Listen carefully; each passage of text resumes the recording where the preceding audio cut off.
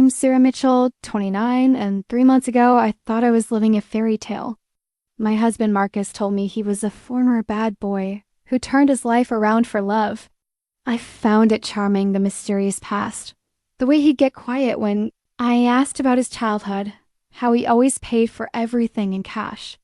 I thought I'd saved him, but his FBI agent slapped handcuffs on him during our wedding reception. Right after our first dance, I realized I didn't save anyone. I was the one who needed saving. The man I'd just promised to love and honor was wanted for armed robbery, money laundering, and fraud spanning 3 states. Our entire relationship was built on lies.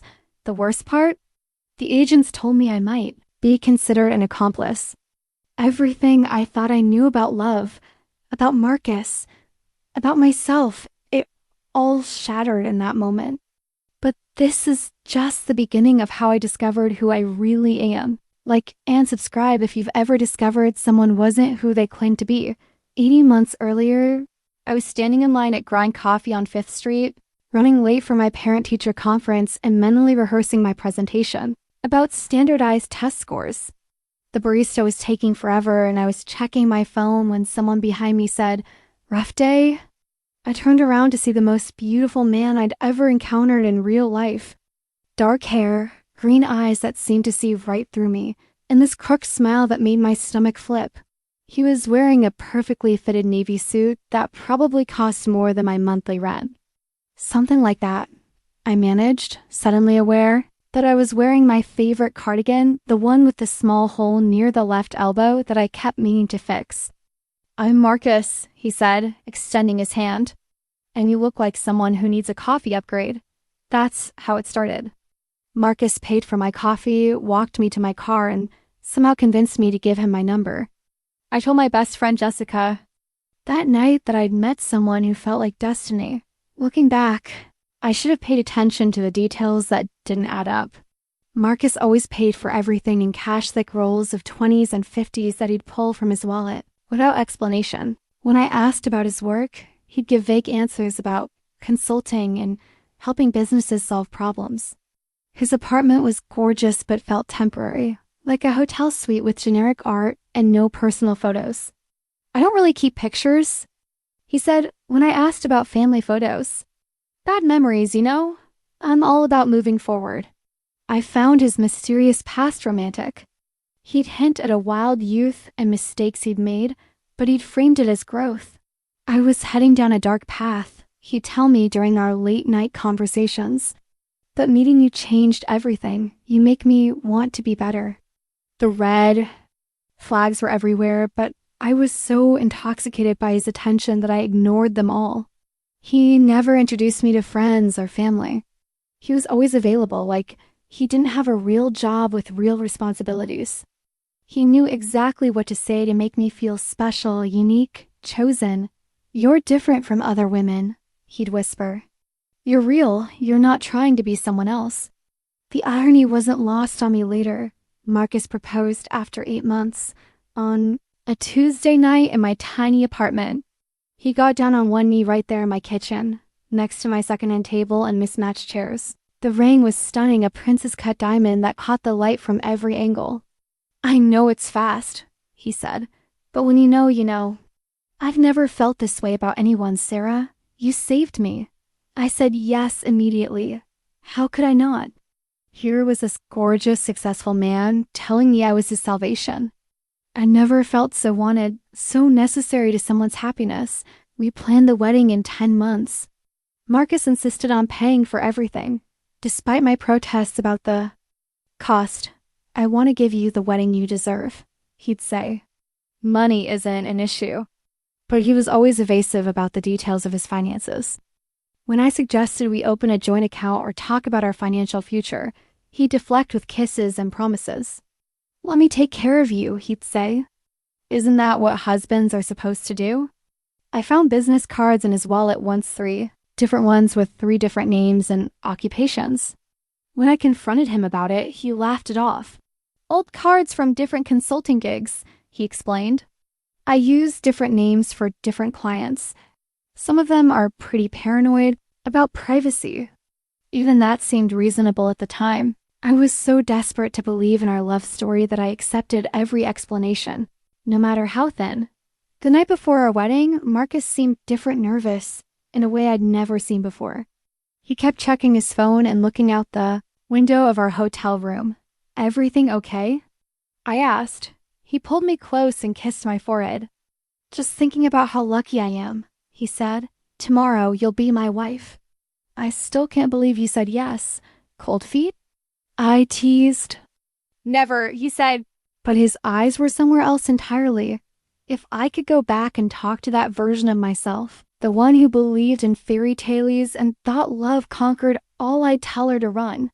But I was so blinded by what I thought was love that I couldn't see the truth standing right in front of me. Marcus wasn't my Prince Charming. He was my worst nightmare, and I was about to find out just how deep his deception went.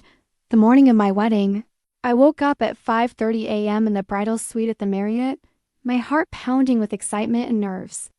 Jessica was already awake, sitting by the window with her coffee, scrolling through her phone. "Big day, bride," she said with a smile that didn't quite reach her eyes. "How are you feeling?"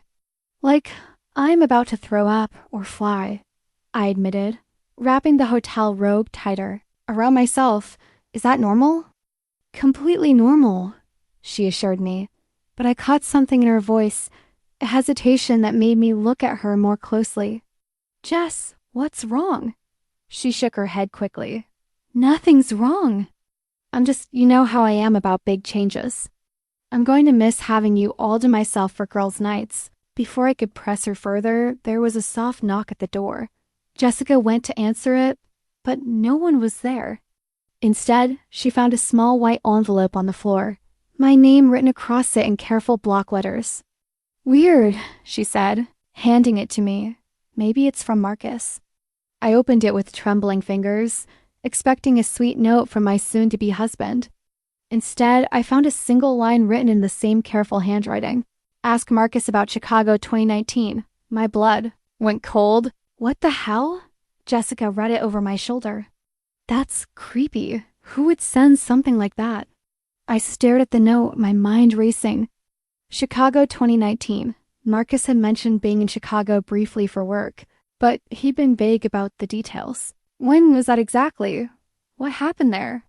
"It's probably just someone trying to cause drama," I said, more to convince myself than Jessica.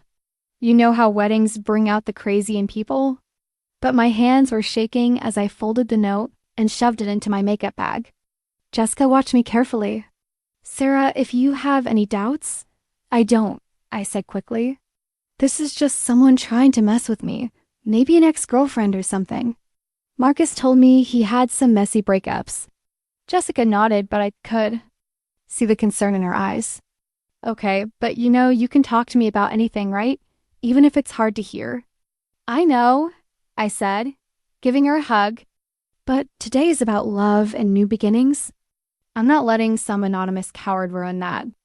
The next few hours passed in a blur of hair and makeup, champagne and laughter with my bridesmaids, but that note kept nagging at me. Every time I tried to push it out of my mind, it crept back in. Ask Marcus about Chicago 2019. What could it possibly mean?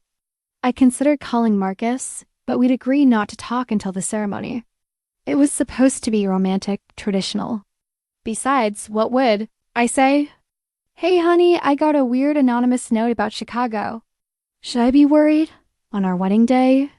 My mom arrived around noon, fluttering around the room and fussing over every detail. "You look absolutely radiant, sweetheart," she said, tears in her eyes.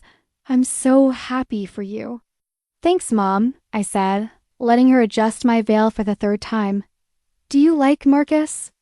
It was a strange question to ask on my wedding day, but something in me needed reassurance. "Of course I like him," she said, but there was a pause. "He makes you happy, and that's what matters." Another non-answer. Was I the only one who couldn't see whatever everyone else was seeing? By the time we arrived at the venue, I'd almost convinced myself to forget about the note entirely.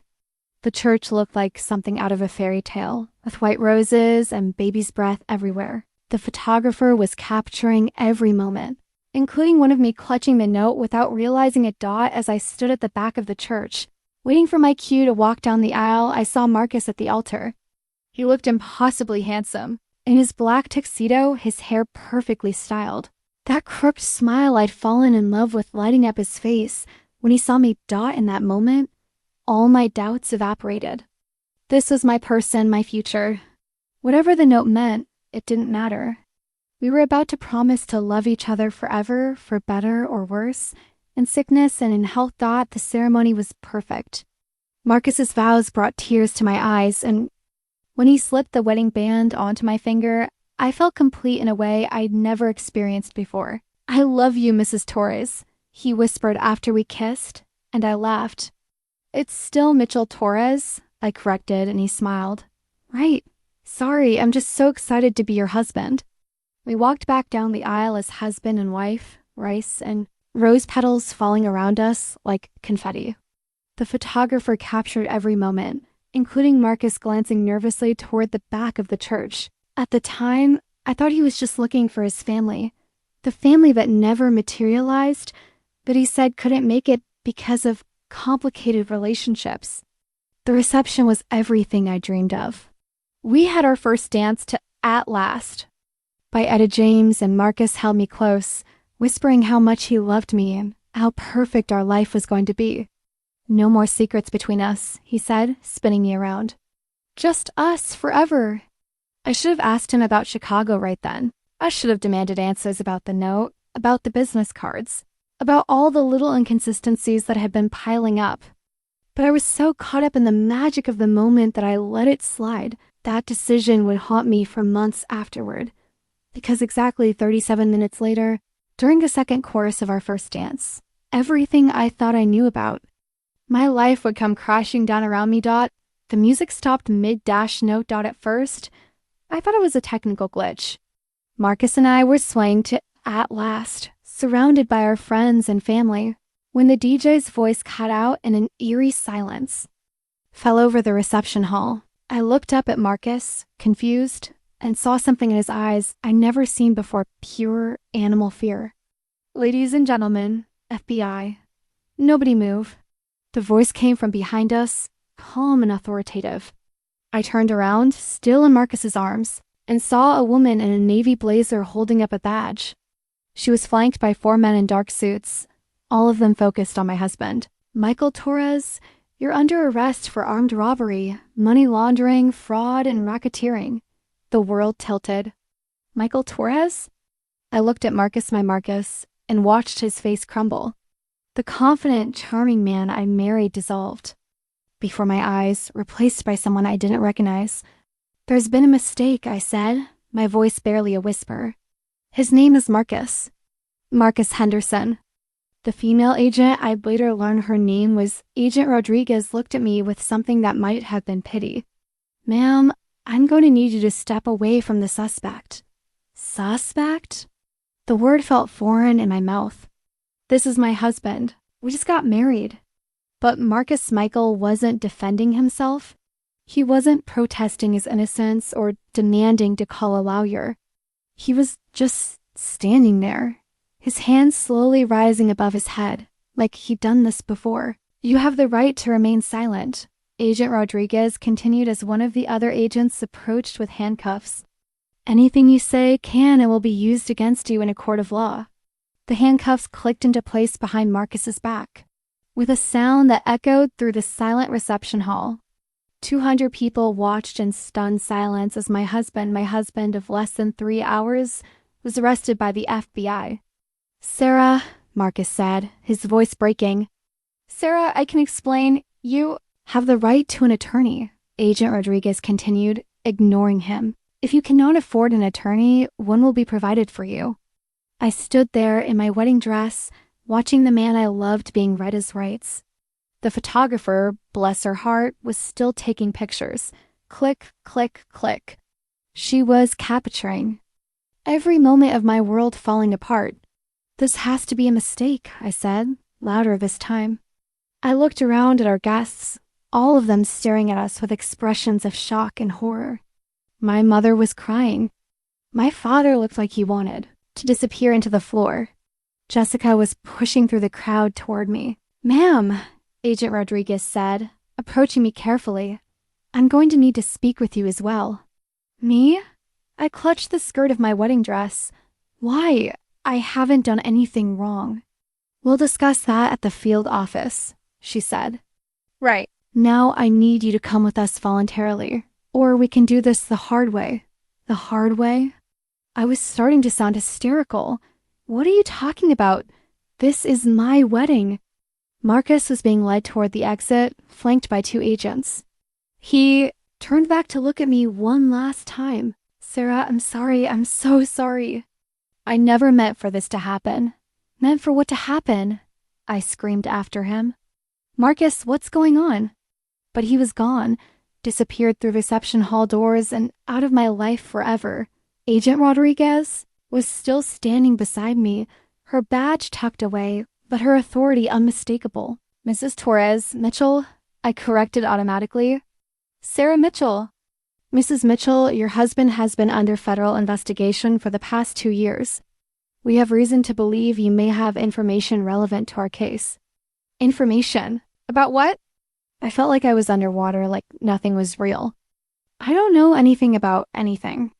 "I'm a 3rd-grade teacher. We know," Agent Rodriguez said. "But your husband, Michael Torres, has been using your joint bank accounts to launder money from his criminal enterprises. We're going to need you to answer some questions." Joint bank accounts. I thought about the account Marcus had insisted we opened 6 months ago. For wedding expenses, he'd said. Easier to keep track of everything in one place. I deposited my entire savings, $12,000 I'd been saving for years. "I want to call my dad," I said weakly. "You can call whoever you want once we get to the field office," Agent Rodriguez said. "But right now, I need you to come with us." I looked around at my wedding reception, at the untouched cake and the abandoned dance floor, at my friends and family who were all staring at me like I'd grown a second head. The photographer was still taking pictures. "Can I change clothes?" I asked. "We'll get you something to wear at the office," Agent Rodriguez said. "Time is a factor here." As they led me toward the exit, I passed the gift table where all our wedding presents were stacked in pretty white boxes. I thought about all the thank you notes I'd have to write, all the explanations I'd have to give. How do you explain that your entire marriage was built on a lie? Jessica caught up to us at the door. "Sarah, what's happening?" "I don't know," I said, and I realized it was the truest thing I'd said all day. "I don't know anything." They put me in the back of a black SUV, still wearing my wedding dress. Through the tinted windows, I could see our guests spilling out of the reception hall. Everyone talking at once. Everyone staring at the FBI vehicle's dot as we drove away from what should have been the happiest day of my life. I caught a glimpse of myself in the window's reflection. I looked like a ghost in white silk, my makeup smeared, my carefully styled hair falling out of its pins. 3 hours ago, I was Sarah Mitchell, bride-to-be, about to start the most wonderful chapter of my life. Now I was Sarah Mitchell, potential federal criminal, married to a man who didn't even exist. The FBI field office was nothing like what I'd seen in movies. It was sterile and gray, with fluorescent lighting that made everything look sickly. They gave me a navy FBI sweatshirt and a pair of sweatpants to change into, which felt surreal after spending the morning in silk and lace. Agent Rodriguez led me to a small conference room with a metal table and uncomfortable chairs. She set down a thick manila folder and a cup of coffee that smelled like it had been sitting around for hours. "Before we begin," she said, settling into the chair across from me, "I want you to understand that you're not under arrest. You're here voluntarily to help us with our investigation into Michael Torres." "His name is Marcus Henderson," I insisted, even though I'd heard them call him Michael Torres at least a dozen times. "There's been some kind of mistake." Agent Rodriguez opened the folder and pulled out a photograph. She slid it across the table to me. It was a mugshot of Marcus, my Marcus, but the nameplate at the bottom read Michael Torres with a booking. Date from 3 years ago. My hands shook as I picked up the photograph. It was definitely him, but he looked different, harder, meaner. This wasn't the gentle, reformed bad boy who'd swept me off my feet. This was a criminal. His real name is Michael Anthony Torres, Agent Rodriguez said. He's 34 years old, originally from Chicago. He's been using false identities for the past 5 years. That's impossible, I whispered. But the evidence was right there in black and white. She pulled out another photo. This one is a surveillance image of Marcus Michael coming out of a bank. Then another of him getting into a car with 2 other men I didn't recognize. Then crime scene photos that made my stomach turn, a jewelry store with shattered glass and overturned displays. The Riverside jewelry heist. April 2019. Agent Rodriguez explained. 3 men, armed with handguns, made off with approximately $200,000 in merchandise. We have Michael on security footage. I stare at the photos, trying to reconcile them with the man who'd made me breakfast every Sunday morning, who'd held my hair back when I had food poisoning, who'd proposed to me in my tiny kitchen. You're wrong, I said, but my voice sounded hollow even to me. Marcus would never, he's not violent. He's gentle. He volunteers at the animal shelter. Agent Rodriguez raised an eyebrow. Ma'am, when was the last time you actually saw and volunteer anywhere? The question hit me like a physical blow. I tried to remember a specific instance of Marcus volunteering, but I couldn't. He'd mentioned it in passing, but I'd never actually seen him do it. Just like I'd never met his coworkers, or his family, or any friends from before he met me. The Chicago incident. Agent Rodriguez continued, pulling out more documents. July 2019. Michael and his associates robbed 3 banks over a 2-week period. Total take was approximately $150,000. Chicago 2019. The words from the anonymous note echoed in my head. Someone had been trying to warn me. Who sent me the note? I asked. What note?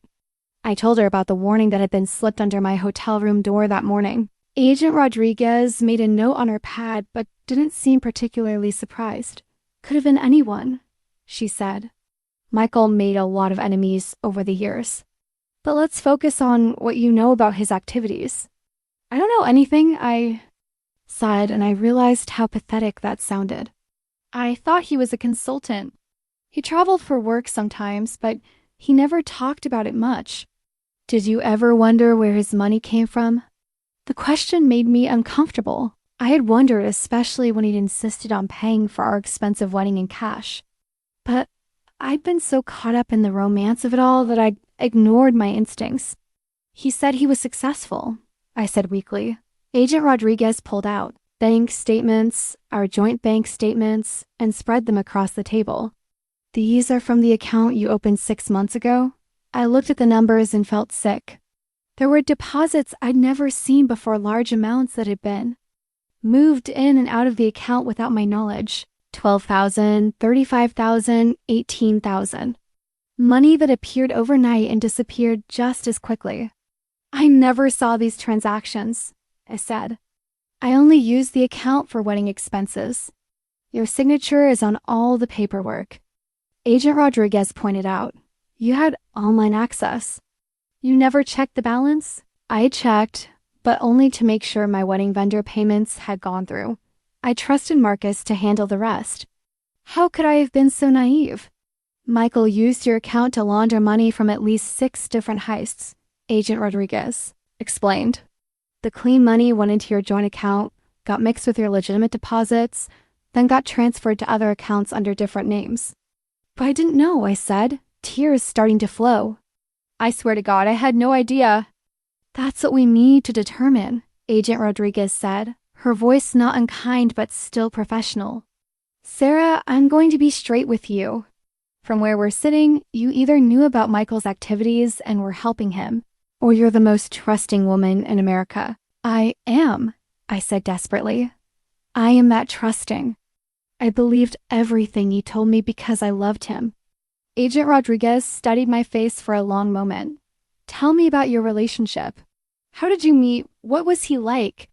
Did he ever mention Chicago or any associates, or give you anything to hold on to for him? For the next 3 hours, I told her everything. Every detail of our relationship, every red flag I'd ignored, every lie I'd swallowed without question. By the time I finished, I felt completely empty, like I'd purged every ounce of trust and innocence I'd ever possessed. "Sarah, Agent Rodriguez," said when I was done, "I believe you didn't know about Michael's criminal activities, but I need you to understand something. Your ignorance doesn't protect you from the consequences. Your name is on those bank accounts. Your signature is on those documents. Legally, you could be charged as an accessory." "But I didn't do anything wrong," I protested. "I know," she said, "but the law isn't always about what's right or wrong. It's about what can be proven. And right now, what we can prove is that you had access to accounts that were used to launder stolen money." She closed the folder and leaned back in her chair. "Here's what's going to happen. We're going to release you tonight, but you can't leave the state. We're going to freeze all your accounts while we sort through Michael's finances, and you're going to need a very good lawyer." As I sat there in my FBI sweatshirt, still wearing my engagement ring and wedding band, I realized that my fairy tale hadn't just ended, it had never existed in the first place. The man I'd married was a stranger, and I was about to become 1-2. I found out just how frozen my assets were when I tried to buy gas on my way home from the FBI office. My debit card was declined. Then my credit card. Then the emergency credit card I kept in my wallet for actual emergencies. Standing at the gas station at 11 p.m. in an FBI sweatshirt, I had to call my dad to come pick me up. The humiliation was almost worse than everything else that had happened. That day, "Honey," Dad said when he arrived. His face creased with worry. What the hell is going on? I told him everything during the 20-minute drive to his house, my childhood home where I'd apparently be living again at age 29. Every few minutes, he'd shake his head and mutter, "Jesus Christ," under his breath. "I can't believe this," Mom said when we walked through the front door. She'd been crying, and she pulled me into a hug that smelled like the lavender lotion she'd used my entire life. "Are you okay? Are you hurt?" "I'm not hurt," I said, though that wasn't entirely true. "Just confused and scared and completely broke, apparently." The next morning, I called my bank to find out the extent of the damage. The customer service representative, who sounded like she was reading from a script, explained that all my accounts, checking, savings, and even my retirement fund had been frozen pending a federal investigation. "But some of that money is mine," I protested. "I've been putting money into that savings account for 8 years. I understand your concern, ma'am, but we're required to comply with federal orders. You'll need to speak with the investigating agency about getting access to your funds." I hung up and immediately called Agent Rodriguez, who explained that untangling my legitimate money from Marcus's illegal money could take months. "In the meantime," she said, "you might want to consider getting a job and a lawyer." Definitely. A lawyer, a job. I'd been a third-grade teacher at Riverside Elementary for 6 years. I loved my job, loved my kids, loved the routine and stability of it. Surely I could go back to work while this whole mess got sorted out.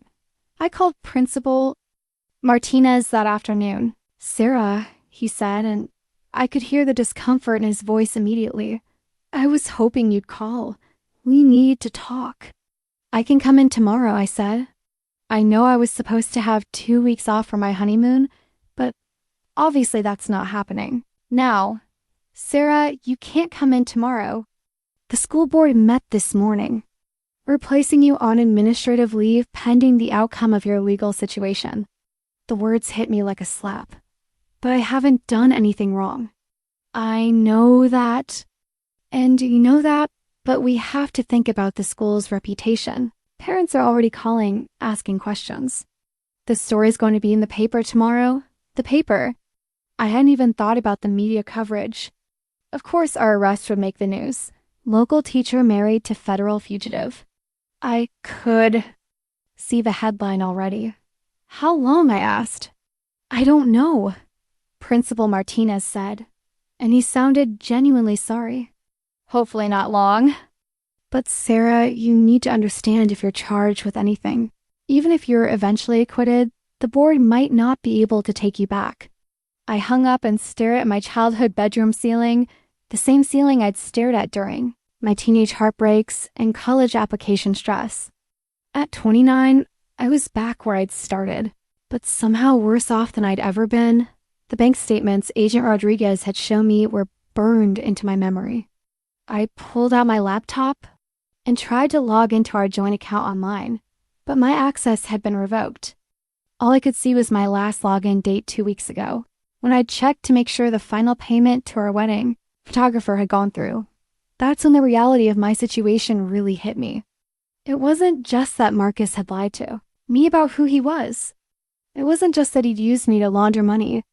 It was that he'd systematically destroyed my financial security in the process, my savings account, the one with 8 years of careful contributions. The emergency fund that was supposed to make me feel safe had been drained to pay for wedding expenses that were probably funded by stolen money in the first place. My retirement account had been used as collateral for something I didn't understand. Even my checking account, which should have contained my last paycheck, was empty. I called Jessica, who came over immediately with Chinese takeout and a bottle of wine. "I can't drink," I said when she offered me a glass. "I need to keep my head clear. I need to figure out how to fix this." "Sarah," she said gently, "I don't think this is something you can fix. I think this is something you have to survive." We spread the takeout containers on my childhood bed, and she listened while I tried to make sense of the financial documents I'd managed to photograph before Agent Rodriguez put them away. "Look at this," I said, pointing to a deposit from 3 months ago. $35,000 went into our account on a Tuesday, and then $34,000 went out the next day. "I never saw any of it. Where did the other 1,000 go?" Jessica asked. I traced the transaction with my finger. "Wedding cake." We paid the baker with money that was probably stolen from someone else. The enormity of it was overwhelming. Our entire relationship had been funded by crime. Every dinner he bought me, every gift he'd given me, every romantic weekend getaway, it was all built on other people's suffering. The worst part, I told Jessica, is that I actually thought I was lucky. I thought I found this amazing man who wanted to take care of me financially. I thought it meant he loved me. "It doesn't mean he didn't love you," Jessica said carefully. "Yes, it does," I said. "You don't destroy someone you love. You don't lie to them every single day. You don't use them as a money laundering operation." That night, lying in my childhood bed, I made a list of everything I needed to do. Find a lawyer I couldn't afford, figure out how to pay for said lawyer with no money. Apply for jobs that would hire someone under federal investigation. Prepare for the media attention, try to salvage my reputation. Figure out how to trust anyone ever again. The list felt impossible. But I had to start somewhere. I had to believe that somewhere in this mess was a path forward, even if I couldn't. "See it yet?" I took off my wedding rings and put them in my jewelry box. Then I took them out and put them back on. I wasn't ready to let go of the dream completely, even though the dream had never been real. Tomorrow, I would start rebuilding my life from nothing. Tonight, I would let myself grieve for the woman I'd been 12 hours ago, the woman who believed in happy endings and thought she found her forever person. That woman was gone, and I wasn't sure who was going to take her place. I woke up to my phone buzzing incessantly. Text after text from numbers I didn't recognize, calls from local news stations, and 17 missed calls from reporters. But it was the photo Jessica sent me that made my blood run cold. The front page of the Chronicle featured our wedding. Photo the one where I'm smiling radiantly at Marcus while he looks over my shoulder with what I now realized was fear in his eyes. The headline screamed, "Bride or accomplice? Local teacher's husband revealed as FBI's most wanted." "Oh God," I whispered, staring at my phone screen. In the photo, I looked deliriously happy, naive, the kind of person who'd believe anything. If it was wrapped in romance, the article was worse than the headline.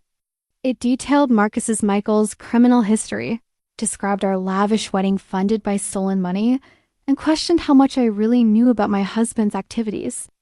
The reporter had somehow gotten quotes from our wedding guests, including one from my cousin Brad, who said I'd always been too trusting for my own good. Thanks, Brad. By 9 a.m., there were 3 news vans parked outside my parents' house. I watched From my bedroom window, as reporters set up cameras on our front lawn, preparing to broadcast the downfall of my life to anyone who cared to watch, Mom knocked on my door. "Honey, there's a reporter at the front door asking for an interview. She says she wants to tell your side of the story." "My side of the story is that I'm an idiot," I said. "I don't think that's going to help anyone." But the calls kept coming. Channel 7 wanted an exclusive. The Chronicle wanted a follow-up interview.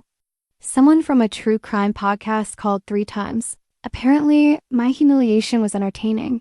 I made the mistake of checking social media. The wedding photographer had posted our photos to her Instagram before anyone could stop her, and they'd been shared hundreds of times.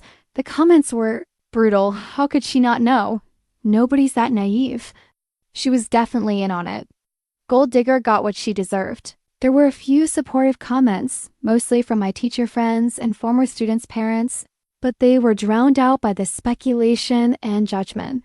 The worst part was that some of the criticism wasn't entirely wrong. I had been naive.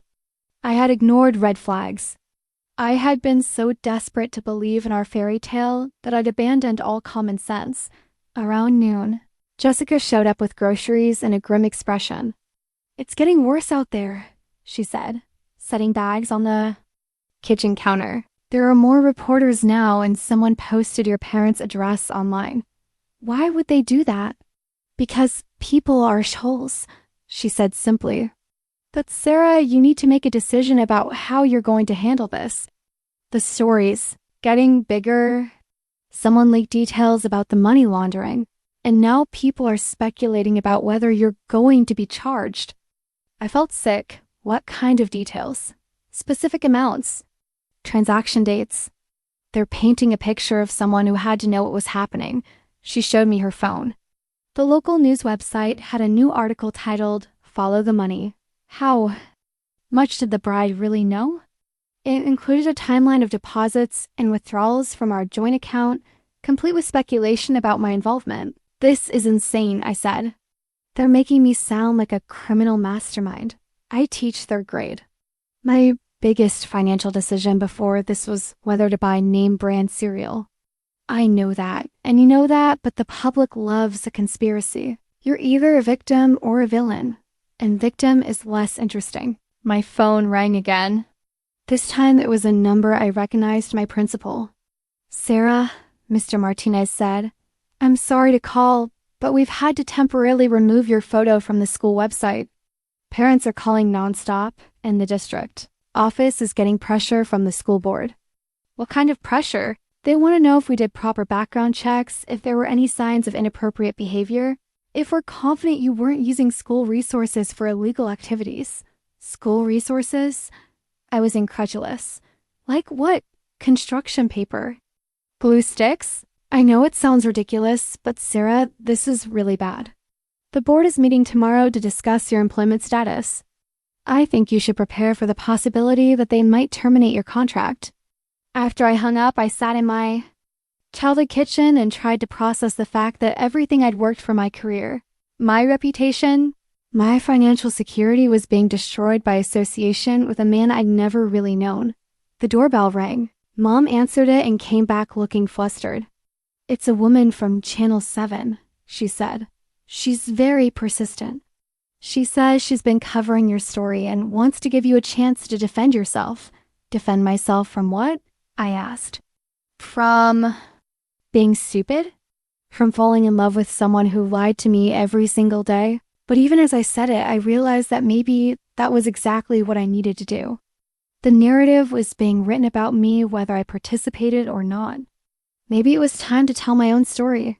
I looked out the window at the reporter, a well-dressed woman about my age who was waiting patiently by her news van. "You know what?" I said to Mom and Jessica. "Maybe I should talk to her. Maybe it's time people heard what actually happened instead of just speculating." "Are you sure?" Jessica asked. "Once you do an interview, you can't take it back." I thought about the comments online, about the speculation, about the way my life was being dissected by strangers who didn't know anything about me, beyond what they'd read in a newspaper. "I'm sure," I said. "I'm not going to hide in my childhood bedroom while people destroy my reputation." If I'm going down, I'm going down fighting. I put on my best teacher outfit and navy dress that made me look professional and trustworthy and walked outside to meet the reporter. As I approached her, cameras from the other news vans swiveled in my direction. Ms. Mitchell, the reporter, sighed, extending her hand. I'm Amanda Chun from Channel 7. Thank you for agreeing to speak with me. I didn't agree to anything yet, I said, but I'm listening. We want to tell your side of this story, she said. Right now, the narrative is being controlled by law enforcement and speculation. You have a right to defend yourself. I looked at the cameras, at the reporters who were already rolling tape, at the neighbors who had come out to watch the spectacle. Okay, I said, let's talk. The interview lasted 20 minutes. I told Amanda Chan about meeting Marcus, about the red flags I'd ignored, about the anonymous warning note I'd received on my wedding day. I explained that I was a teacher, not a criminal, and that I'd been just as shocked as everyone else to learn about my husband's true identity. Do you feel stupid? She asked at one point. Yes, I said honestly. I feel incredibly stupid. But I also feel betrayed and angry and scared. Being naive isn't a crime, and falling in love with the wrong person doesn't make me a criminal. When it was over, I felt emotionally drained but oddly relieved. I'd said my piece. Whether people believed me or not was out of my control.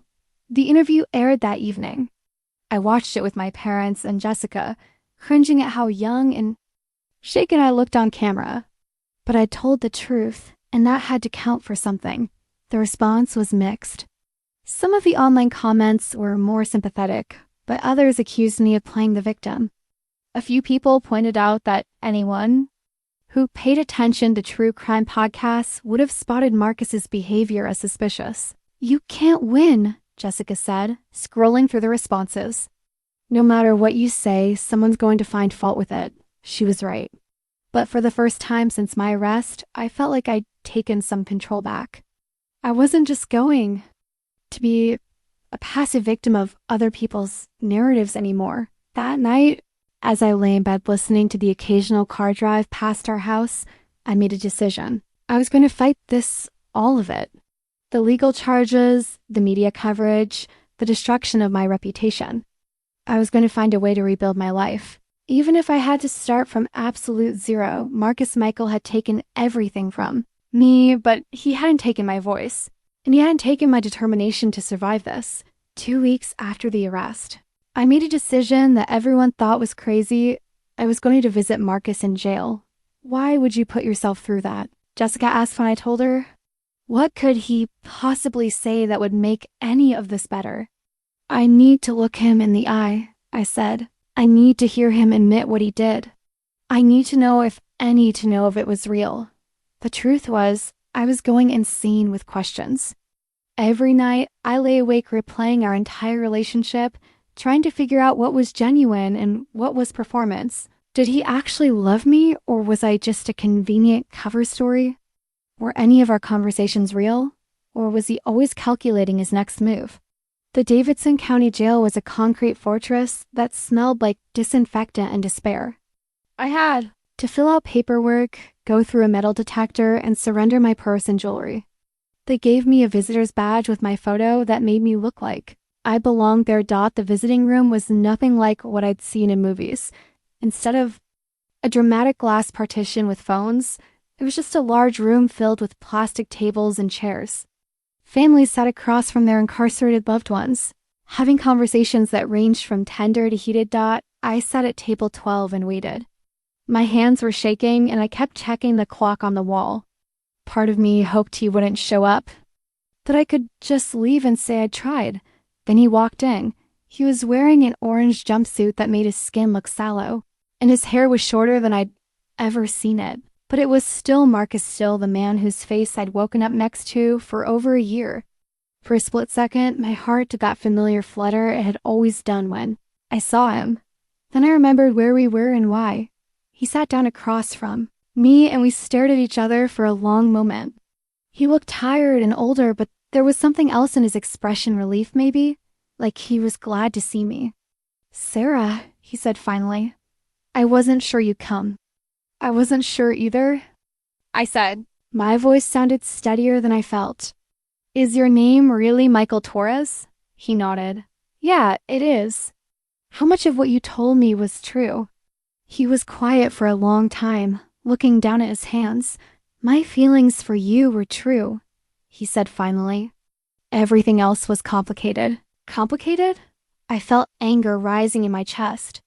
Complicated is forgetting to mention you have student loans.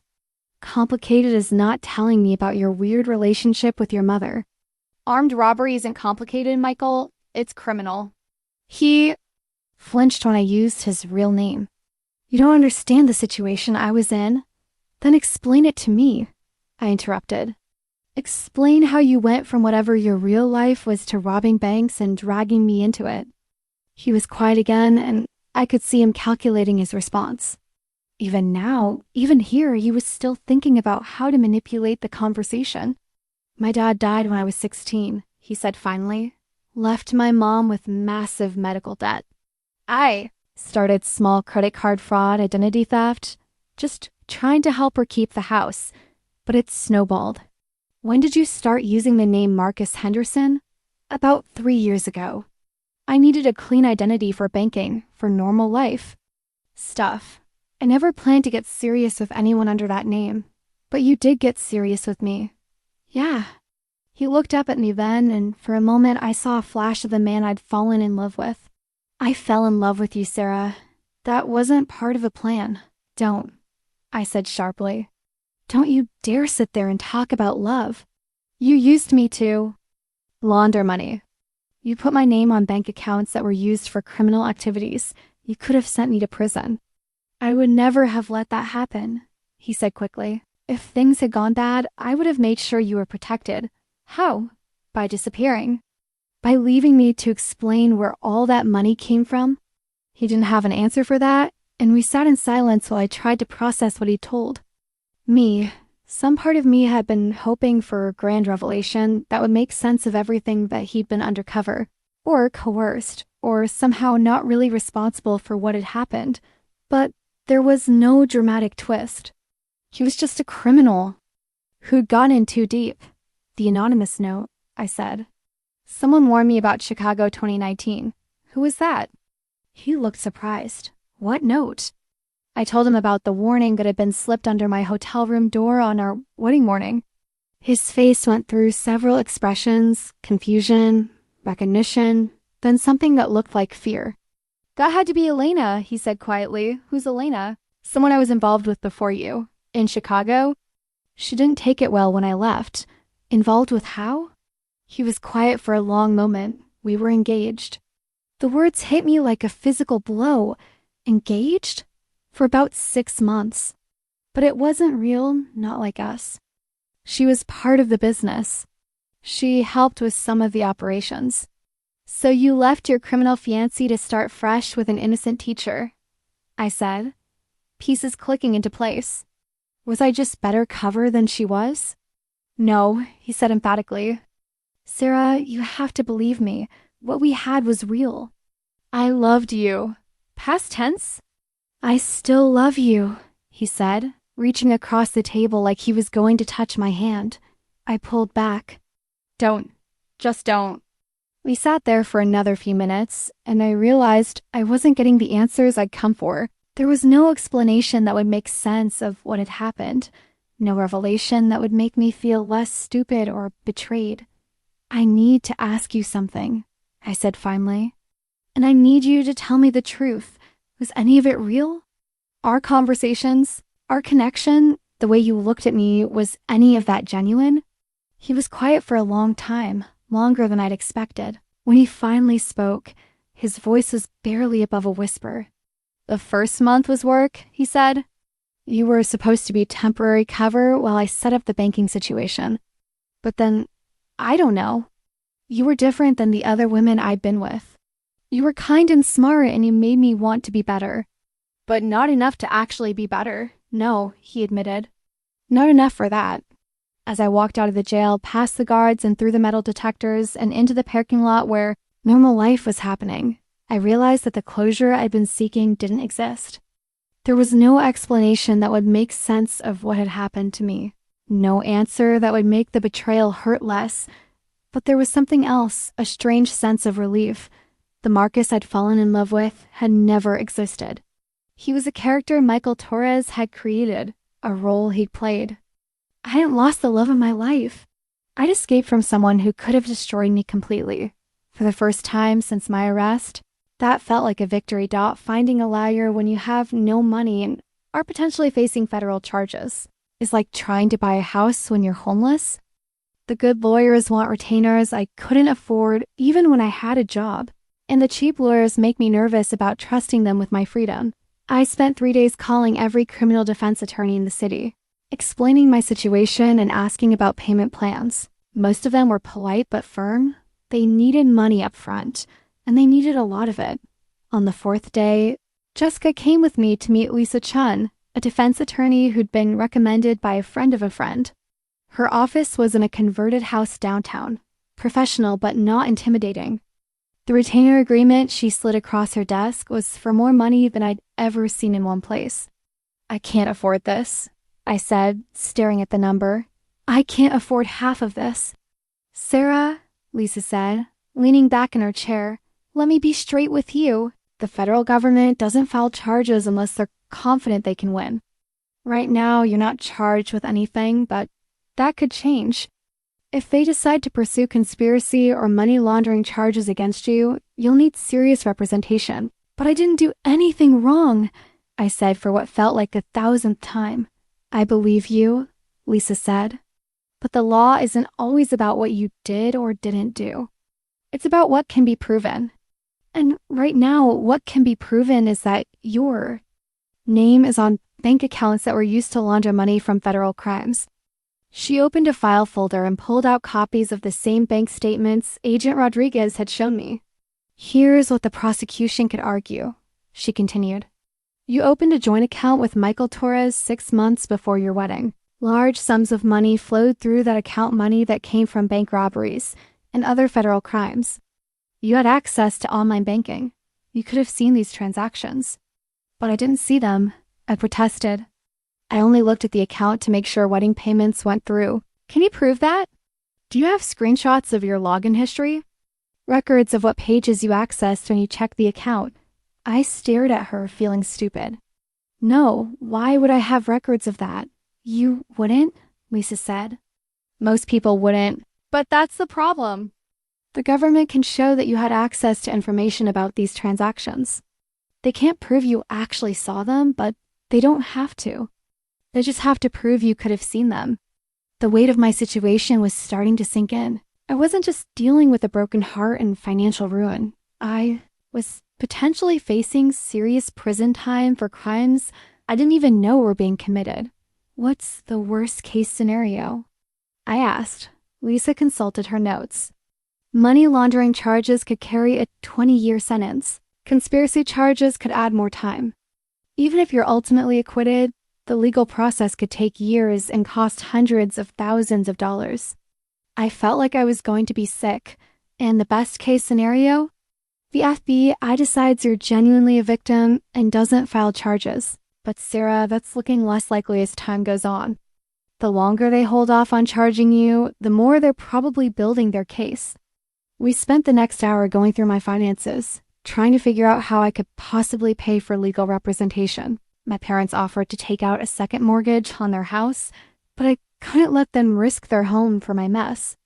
"There might be another option," Lisa said eventually. "I sometimes take cases pro bono if they're particularly compelling or if there's a public interest element. Your case, a teacher who was unknowingly used by her criminal husband, could qualify." "What would that mean?" "It means I'd represent you for free, with the understanding that if we recover any of your money from the asset forfeiture proceedings, I'd get paid then." The relief I felt was overwhelming. "You do that?" "I'd consider it," Lisa said. "But I need you to understand what you're agreeing to. This is going to be a long, difficult process. The government has unlimited resources and unlimited time. We're going to be fighting an uphill battle, and there are no guarantees." I signed the retainer agreement anyway. What choice did I have? Over the next week, Lisa filed motions to unfreeze my personal accounts and to separate my assets from Michael's in the forfeiture proceedings. She also reached out to the prosecutor's office to get a sense of their intentions. Regarding charges against me, the response wasn't encouraging. They're still investigating. Lisa told me over the phone.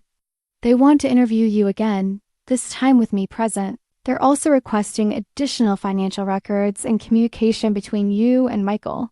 What kind of communication? Text messages, emails, anything that might show what you knew and when you knew it. I thought about the hundreds of text messages Michael and I had exchanged over our relationship. Most of them were mundane grocery lists, dinner plans, cute observations about our days. But would the prosecutors see something sinister in messages I thought were romantic?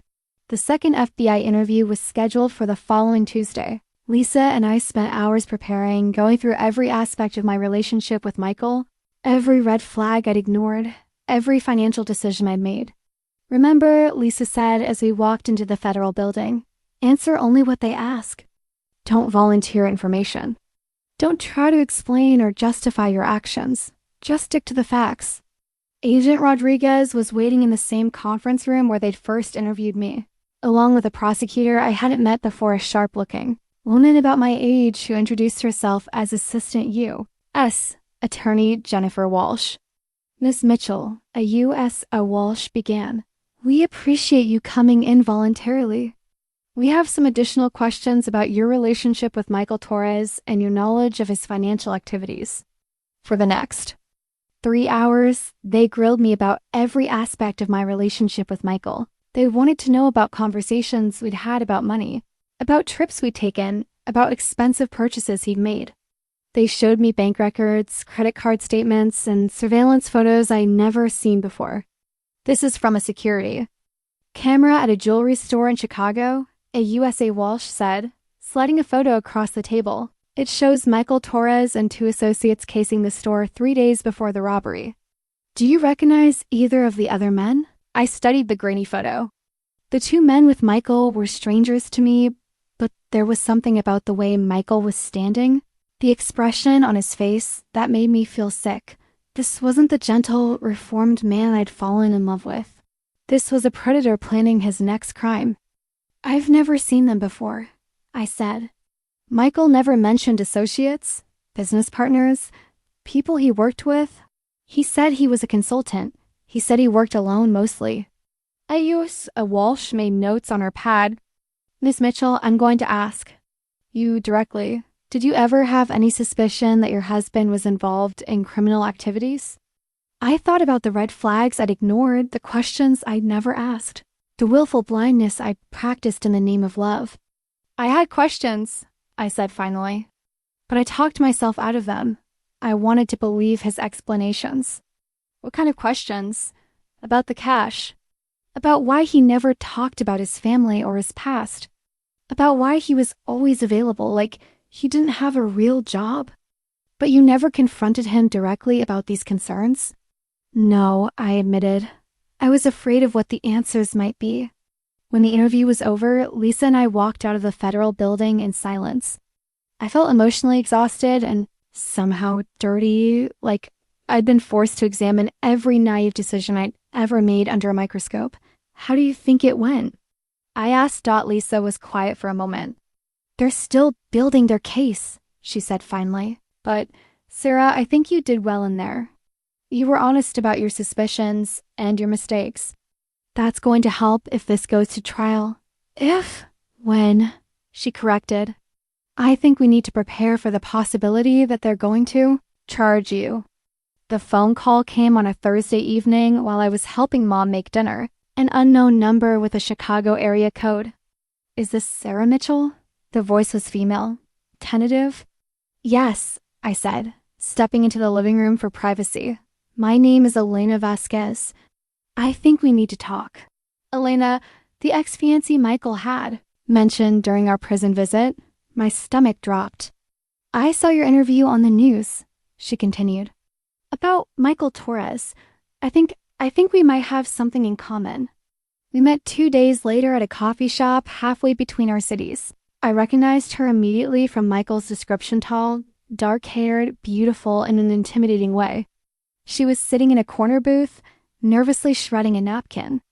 "Thank you for coming," she said when I sat down across from her. "I wasn't sure you would." "I wasn't sure I would either," I admitted, "but I need to understand what happened to me." "Maybe you can help with that?"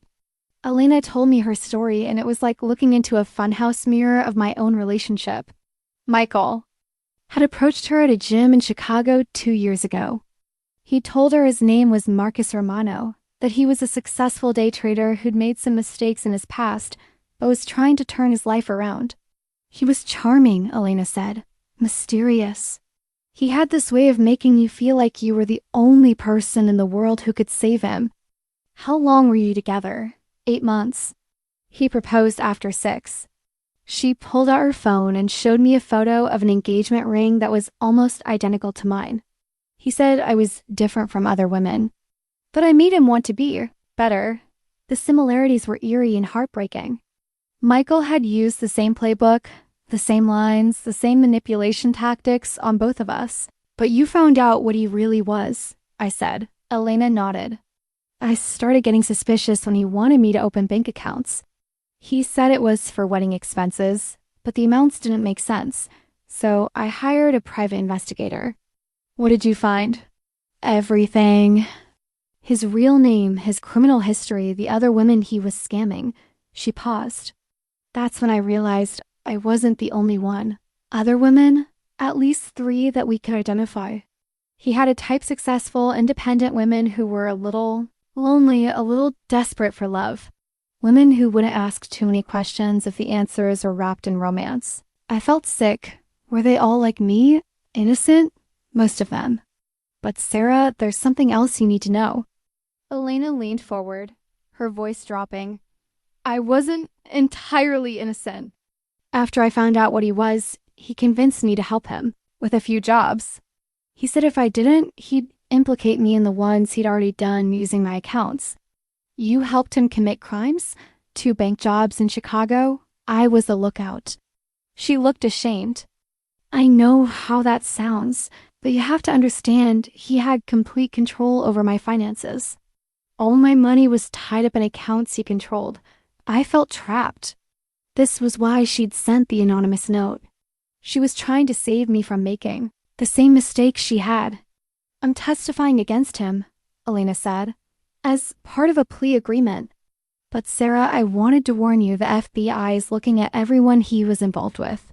They think some of us had to know what was happening before I could fully process what Elena had told me." She made a suggestion that seemed crazy at the time. "There's a support group," she said. "Other women who were involved with Michael. We meet once a week to share information and help each other through the legal process." "How many other women?" "Right now, 4, including you and me. But we think there might be more who haven't come forward." The support group met in the basement of a community center in a town I'd never heard of. When I walked in the following Tuesday, I saw 3 women sitting in a circle of folding chairs. They looked like could have been my friends, my coworkers, my neighbors. Normal women who'd made the same mistake I had. There was Jennifer, a nurse from St. Louis who'd been engaged to Mark Henderson for 6 months before the FBI raided her apartment. Lisa, a real estate agent from Kansas City who'd helped Marcus Johnson buy properties that were later used to launder money. And Carmen, a bank manager from Oklahoma City who'd been married to Miguel Torres for almost a year. "He told each of us we were different," Jennifer said during my first meeting. "Special. The one who could save him from his dark past." "The crazy thing is," Lisa added, "I actually thought I was lucky. Here was this gorgeous, successful man who wanted to take care of me financially. I thought it meant I'd won the lottery." Carmen had brought photo albums, pictures of her wedding to Michael, their honeymoon, holidays together. In every photo, he looked genuinely happy, genuinely in love. "That's what I can't figure out," Carmen said. "Was any of it real? Did he actually care about any of us? Or were we all just business transactions? Does it matter?" Elena asked. "Either way, we all got hurt, but it didn't matter to me. I needed to know if the man I'd fallen in love with had existed at all, or if everything, every kiss, Every conversation, every moment of connection had been calculated manipulation. Over the following weeks, the support group became my lifeline. These women understood what I was going through in a way that no one else could. They'd experienced the same betrayal, the same humiliation, the same confusing mix of love and hatred for a man who'd never really existed. We shared legal strategies, emotional support, and information about Michael's methods. We compared his lies, his manipulation tactics, his promises. The patterns were so consistent, it was almost like he'd been following a manual. He always paid for everything in cash, Jennifer observed during one meeting. Always claimed his family was estranged. Lisa added, never had photos of friends or family in his apartment, Carmen said, and he always made us feel like we were saving him. I finished. We started calling ourselves the Marcus Club, a joke that wasn't really funny but helped us cope with the absurdity of our situation. 5 intelligent, successful women who'd all been fooled by the same man using slightly different versions of the same lies. The group photo we took during our 4th meeting was Elena's idea. For evidence, she said, and to remind ourselves that we're not alone in this. Looking at that photo now, I see 5 women in various stages of grief and anger and determination. We all looked tired, but there was something else in our faces, a kind of solidarity. A shared understanding that we were going to survive this together. The support group taught me something important. I wasn't uniquely stupid or naive. Michael Torres was a professional manipulator who'd spent years perfecting his techniques. He targeted women like us specifically because we were trusting, successful, and lonely enough to overlook red flags in exchange for the promise of love. We were also strong enough to fight back. And that's exactly what we were going to do. The private investigator's office smelled like stale coffee and disappointment. Janet Walsh was nothing like what I'd expected. Instead of a grizzled ex-cop, she was a former accountant in her 50s who'd specialized in financial fraud cases before going into private practice. I've been following the Torres case in the news, she said when I called to inquire about her services. If you're looking for answers about who he really is, I can help. But it's not going to be cheap, and it's not going to be pretty. I'd scraped together enough money for a basic background investigation by selling my engagement ring. The diamond that had once symbolized Michael's love turned out to be worth exactly enough to pay for the truth about who he really was. I need to know everything, I told Janet during our first meeting. His real family history, his criminal background, how he learned to be such an effective manipulator. I need to understand what I was dealing with. Janet's report arrived 2 weeks later in a thick manila folder that contained more pages than I'd expected. The Michael Torres who emerged from her investigation was both more and less than the man I thought I'd married. His real name was Michael Anthony Torres, and he'd been born in Detroit to Maria Torres, a single mother who'd worked 3 jobs to support them. There was no mention of the wealthy, estranged family he'd hinted at. No tragic backstory about a father who died young and left them in debt. Michael was actually a good student, Janet explained when she walked me through the report. Honor roll, debate team, college prep classes. His mother worked herself to death trying to give him opportunities. So, what happened? Best I can tell, she died when he was 17, cancer, no insurance, medical bankruptcy. He aged out of the foster system and started running small cons to survive. But Sarah, here's the thing, he was smart, really smart. He could have done anything with his life. The report included his juvenile record, which had been sealed but which Janet had somehow accessed. Petty theft, credit card fraud, identity theft, all starting right after his mother's death. But there was something else in those early records that caught my attention. Look at this, Janet said, pointing to a psychological evaluation from when Michael was 18. The court-appointed psychiatrist noted exceptional emotional intelligence and sophisticated understanding of social dynamics. He wasn't just a common criminal, he was a natural-born manipulator.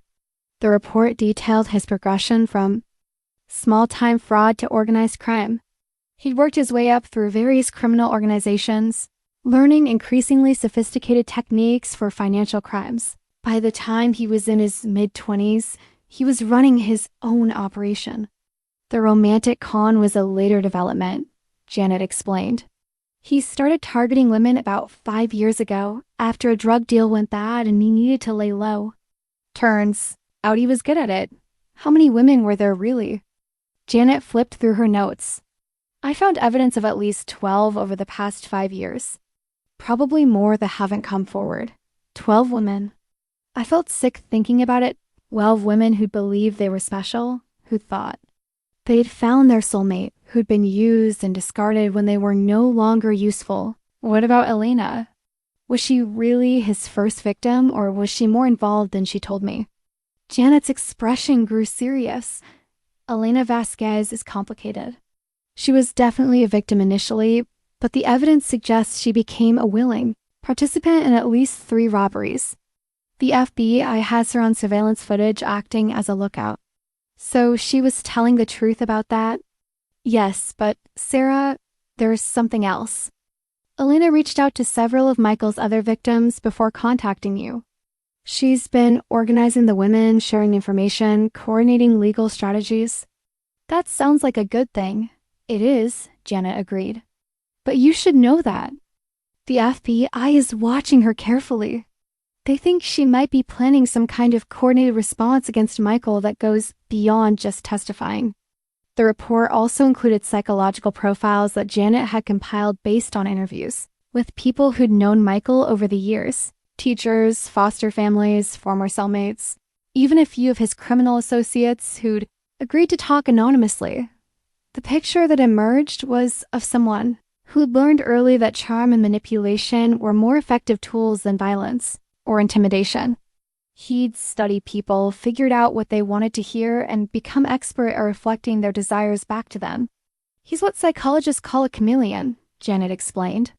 He doesn't have a stable sense of self, so he becomes whatever the person he's targeting needs him to be. With you, he was the reformed bad boy looking for redemption.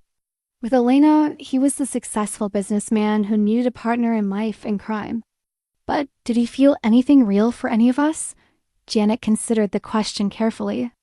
I think Michael Torres is capable of genuine emotion, but only in relation to how people serve his needs. He probably did have feelings for you. You represented safety, legitimacy, a chance at a normal life. But those feelings were always secondary to his self-interest. The most disturbing part of the report was a section detailing Michael's methods for psychological manipulation. He'd apparently read extensively about psychology, particularly books about persuasion, emotional manipulation, and cult recruitment techniques. Look at this, Janet said, showing me a list of books that had been found in one of Michael's apartments. The Art of Persuasion, Influence, The Psychology of Persuasion, The Confidence Game. He'd studied manipulation like it was a college course. So everything he did to me was calculated. Everything, Janet confirmed. The way he approached you at the coffee shop, the pace of your relationship, the things he said to make you feel special, it was all deliberate. There was one more revelation that hit me like a physical blow. According to Janet's investigation, Michael had been planning to disappear after our wedding. She'd found evidence that he'd been arranging a new identity, liquidating assets, and preparing to vanish with whatever money he could steal from our joint accounts. The FBI arrest probably saved you from waking up one morning to find your husband gone and your bank accounts empty, Janet said. You would have been left with nothing but debt and a federal investigation. As I sat in my car outside Janet's office, reading through the report one more time, I realized that learning the truth about Michael was both devastating and liberating. Devastating because it confirmed that everything I believed about our relationship was a lie. Liberating because it proved that my instincts, the doubts I'd suppressed, the questions I'd been afraid to ask had been right all along. I wasn't stupid for falling for Michael Torres. I was human. He'd spent years perfecting techniques that were specifically designed to exploit basic human needs for love, security, and connection, but now I knew exactly who I was dealing with, and that knowledge was going to be my weapon in the fight ahead. The letters started arriving a week after my visit to the jail. Prison mail has a particular look institutional envelopes with stamps and return addresses that immediately identify where they came from. The first one was waiting in my parents' mailbox when I got home from a job interview that had gone nowhere. Sarah, Mitchell was written in Michael's careful handwriting across the front, and for a moment I just stared at it, unsure whether I wanted to know what was inside. You don't have to read it, Mom said, finding me standing in the kitchen with the unopened letter in my hands. Yes, I do, I said. I need to know what he's trying to do now. The letter was 3 pages long, written on lined notebook paper, and it was a masterpiece of manipulation disguised as an apology. My dear Sarah, I know you probably don't want to hear from me, but I had to write to you. I think about you every day, about the life we were supposed to have together, about how much I've hurt you. I know I can never undo what I've done, but I need you to know that everything I told you about my feelings was true.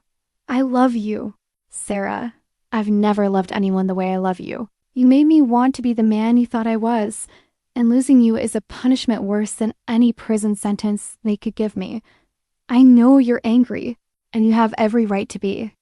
I lied to you about who I was, and I involved you in things you never should have been part of. But I swear to you, I never meant for you to get hurt. I was going to tell you everything after the wedding. I was going to find a way out of the life I was living so we could start fresh together. The FBI is trying to turn you against me, but you know who I really am. You've seen the man I am when I'm with you. Gentle, loving, protective. That's the real me, Sarah. Everything else was just survival. Please don't let them destroy what we had. Please remember that I love you more than life itself. Forever yours. Michael, I read the letter 3 times, feeling a familiar tug in my chest that I recognized as the same emotional manipulation that had gotten me into this mess in the first place.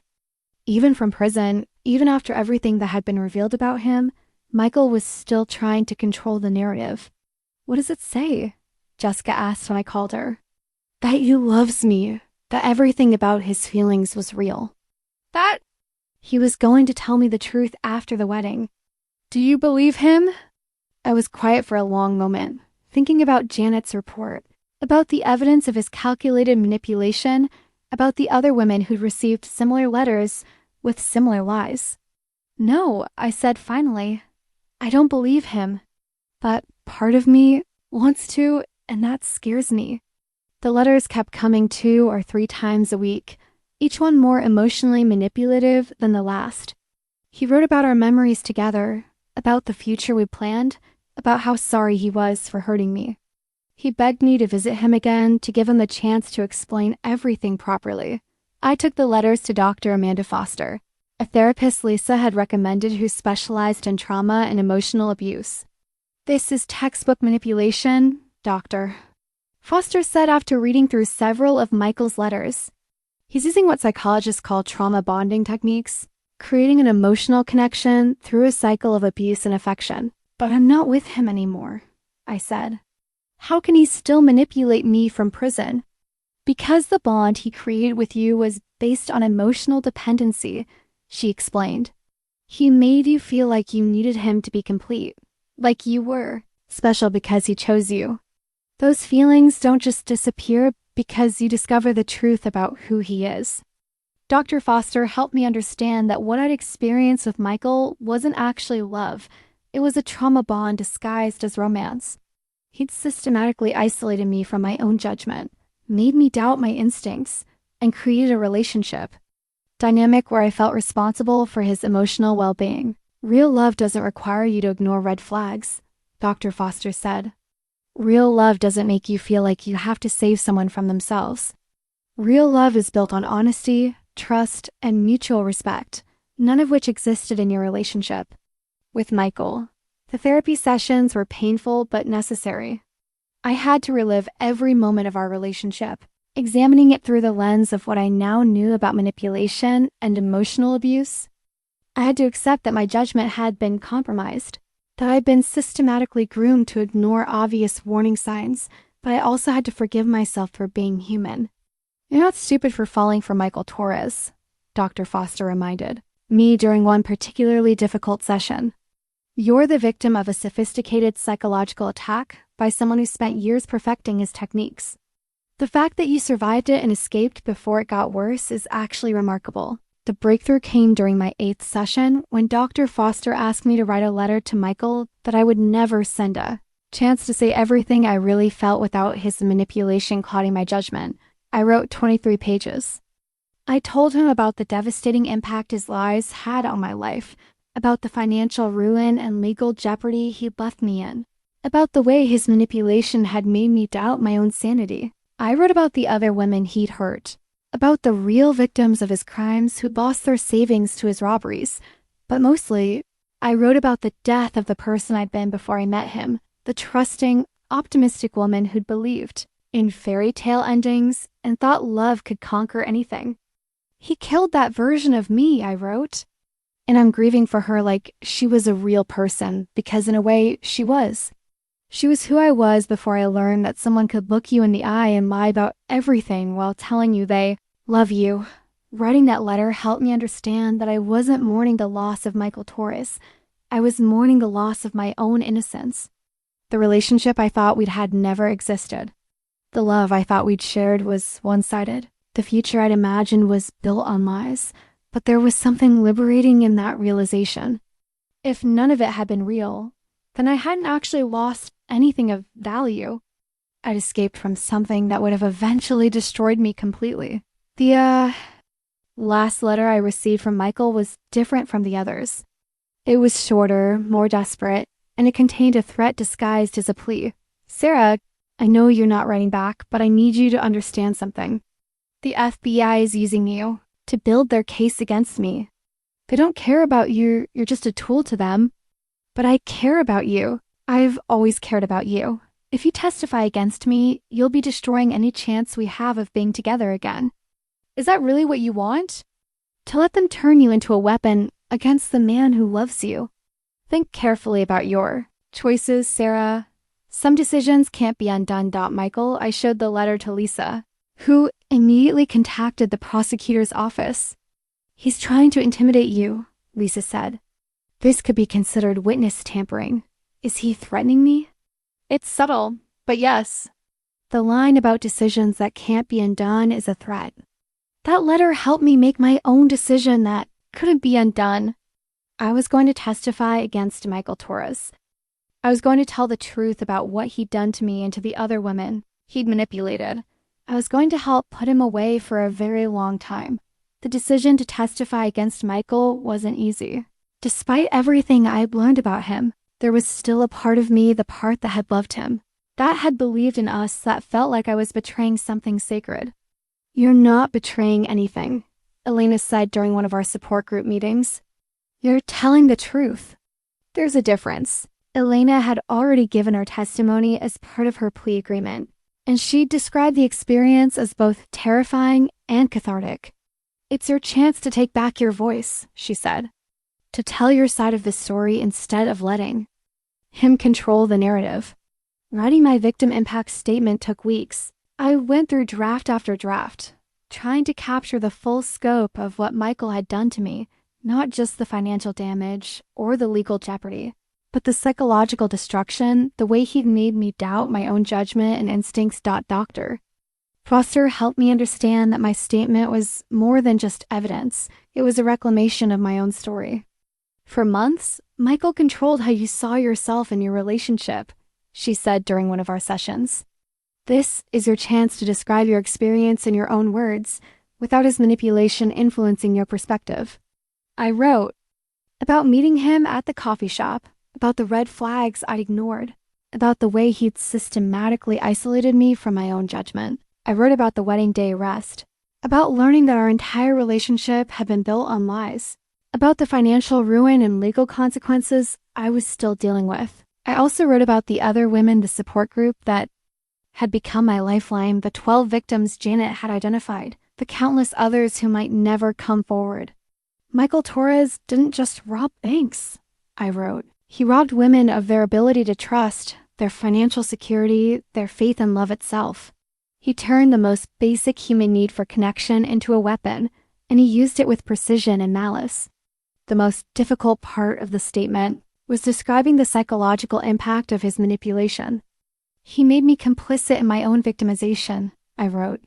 He convinced me that ignoring red flags was proof of my love, that asking questions was proof of my distrust. He turned my own kindness and optimism into tools he could use against me. Reading the statement aloud was even harder than writing it. Lisa and I practiced in her office, going over every word, preparing for the emotional impact of speaking directly to Michael in court. Remember, Lisa said, you're not talking to him. You're talking to the judge and jury. You're telling them who he really is and what he's capable of. But I knew Michael would be there, listening to every word, probably trying to use his presence to intimidate me or make me doubt myself one more time. The night before my testimony, I had dinner with my parents and Jessica. We didn't talk about the trial or Michael or any of the legal proceedings. Instead, we talked about normal things: Mom's garden, Dad's golf game, Jessica's new job. For a few hours, I almost felt like the person I'd been before all this started. I'm proud of you, Dad said as we were cleaning up after dinner. I know this hasn't been easy, but you're handling it with more grace than I could. I don't feel graceful, I admitted. I feel angry and scared and exhausted. That's okay, Mom said, hugging me. You don't have to be perfect, you just have to be honest. The courthouse was intimidating, all marble and security guards and people in expensive suits talking in hushed voices. Lisa met me at the entrance and walked me through what would happen, where I'd sit, how long my testimony would take. The defense attorney is going to try to make you seem complicit, she warned me. He's going to suggest that you had to know what Michael was doing, that you were willfully blind to obvious signs. Don't let him rattle you, just stick to the truth. The courtroom was smaller than I'd expected, but it felt enormous when I walked in and saw Michael sitting at the defendant's table. He was wearing a navy suit that made him look like the successful businessman he'd pretended to be. And when our eyes met, he smiled, that same crooked smile that had made me fall in love with him. For a split second, I felt that familiar flutter in my chest. Then I remembered where we were and why, and the feeling turned to Ice.USA Walsh led me through my testimony methodically. We covered how I'd met Michael, the progression of our relationship, the red flags I noticed but ignored. She asked about the joint bank account, about my knowledge of the financial transactions, about the impact his deception had had on my life. Miss Mitchell, she said at one point, did you ever have any reason to believe that your husband was involved in criminal activities? I had suspicions, I said, looking directly at the jury. But every time I started to question something, he had an explanation that seemed reasonable. He was very good at making me feel like my doubts were proof that I didn't trust him enough. When it came time to read my victim impact statement, my hands were shaking so badly I could barely hold the paper. But once I started speaking, something shifted. My voice grew stronger, clearer, more determined. Michael Torres stole more than money, I said, looking directly at him for the first time since I'd taken the stand. He stole my ability to trust, my own judgment. He stole my sense of safety in the world. He stole my belief that love is something pure and honest. Michael's expression never changed, but I saw something flicker in his eye, surprise. Maybe a recognition that the woman he manipulated into submission was gone forever. The defense attorney's cross-examination was exactly what Lisa had warned me it would be. He suggested that I'd known about the illegal money, that I willfully ignored obvious signs because I enjoyed the lifestyle Michael's crimes provided. Isn't it true, Miss Mitchell, that you enjoyed having someone pay for everything? That you liked being taken care of financially? I enjoyed being in love, I said, or what I thought was love. I trusted my husband to be honest with me about our finances. But you never asked where the money came from? I asked. He told me he was a successful consultant. I believed him. You believed him because it was convenient to believe him, wasn't it? Because the truth would have complicated your fairy tale? That question hit close to home because there was some truth in it. I had wanted to believe Michael's explanations because the alternative that I was dating a criminal was too frightening to consider. I believed him because I was manipulated by someone who spent years perfecting techniques designed to exploit people's basic need for love and security, I said. I believed him because I was human. When my testimony was over, I felt emotionally drained but oddly triumphant. I'd told my truth. I'd reclaimed my story. I looked Michael Torres in the eye and refused to be intimidated by him one more time as I walked out of the courthouse. I realized that something fundamental had shifted inside me. I was no longer a victim of Michael Torres. I was a survivor who'd fought back and won. The trial lasted 3 weeks, and I attended every day. I wasn't required to be in the witness protection area. I needed to see justice served, needed to watch as the full scope of Michael's crimes was laid out for the jury to examine. The prosecution's case was methodical and devastating. They presented evidence of Michael's criminal activities dating back 5 years: bank robberies, jewelry store heists, elaborate fraud schemes. They showed surveillance footage of him casing targets, financial records proving money laundering, testimony from accomplices who'd agreed to cooperate in exchange for reduced sentences. But it was the parade of his victims that really brought home the scope of his crimes. Elena testified first among the women, her voice steady as she described how Michael had manipulated her into becoming an accomplice. She wore a gray suit that made her look professional and credible, and she answered every question with careful precision. "He told me he loved me," she said when asked why she'd helped him commit crimes. "He said we were partners in everything, that helping him was proof of my commitment to our relationship. When I started having doubts, he reminded me that I was already implicated in his previous crimes." The defense attorney tried to paint Elena as a willing participant, but her testimony about this psychological manipulation was compelling. She'd brought documentation text messages where Michael had threatened to implicate her if she didn't cooperate. Financial records showing how he controlled her access to money. Carmen testified next, describing her marriage to Miguel Torres and the way he'd used their joint accounts to launder money from his criminal enterprises. She broke down when describing the moment she'd realized her entire marriage was a lie. "I thought we were building a life together," she said through tears. "I thought we were planning for our future. I had no idea he was planning to disappear and leave me with nothing." Jennifer's testimony was particularly powerful because she documented so much of Michael's manipulation. She'd kept a journal throughout their relationship, recording conversations that had seemed romantic at the time but appeared sinister in hindsight. "He had this way of making you feel like you were the most important person in the world," she testified. "Like you were saving him from a dark past. But looking back, I realized he was just telling me what I needed to hear to make me useful to him." The prosecution also called witnesses from Michael's robbery victims, store clerks who'd been traumatized by armed robberies, bank employees who still suffered from PTSD, families whose life savings had been stolen. These testimonies put a human face on Michael's crimes, showing the jury that his actions had real consequences for real people. When it was my turn to testify, the courtroom was packed. Word had gotten out about the wedding day arrest, and media interest in the case had intensified. I could see reporters taking notes, sketch artists capturing the scene, cameras positioned to record every moment. But once I started speaking, everything else faded away. I told my story, the romance, the red flags, the manipulation, the devastating discovery of who Michael really was. I read my victim impact statement with a steady voice, looking directly at the jury as I described the psychological and financial damage he caused. "Michael Torres is a predator," I concluded. "He doesn't just steal money, he steals trust, security, and faith in love itself.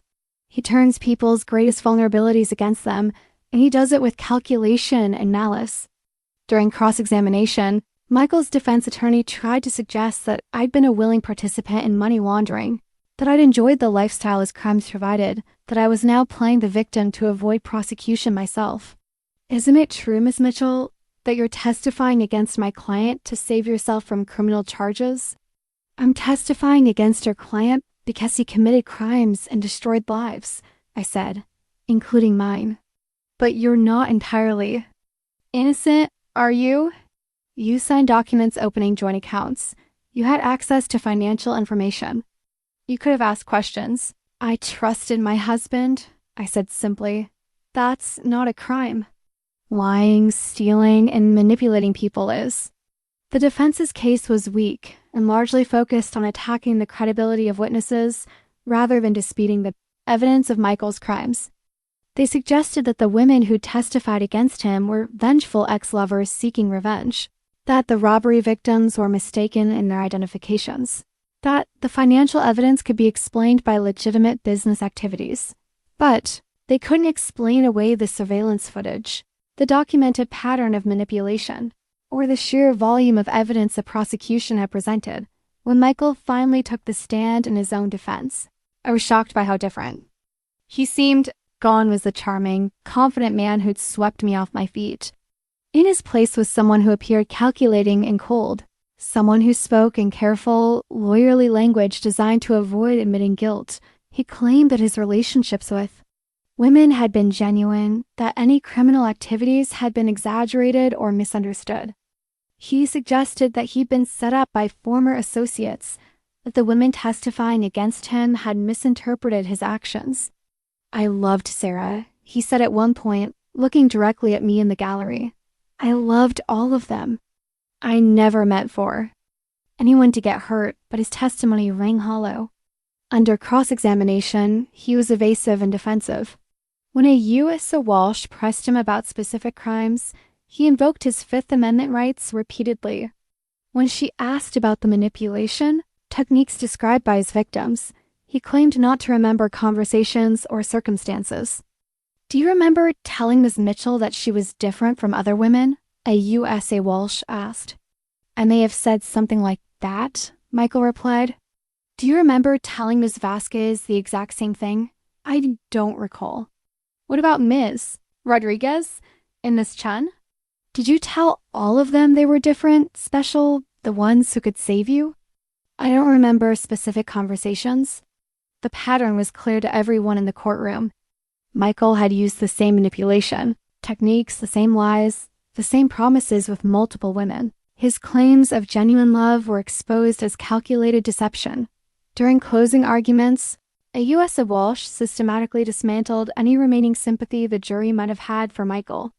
Ladies and gentlemen, Michael Torres is not a man who made mistakes in the name of love, she said. He's a predator who weaponized love to commit crimes.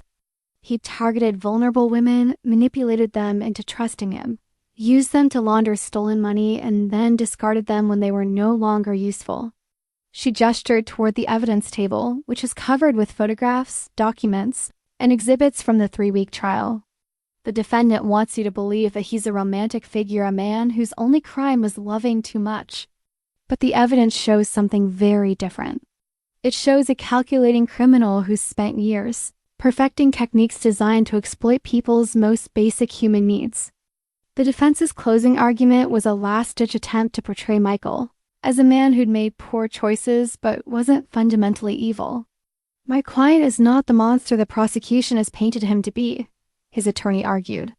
He's a man who got involved with the wrong people, who made bad decisions, who let his relationships with women cloud his judgment about right and wrong. But by then it was too late. The jury had seen too much evidence, heard too many victims, witnessed too many examples of Michael's calculated manipulation.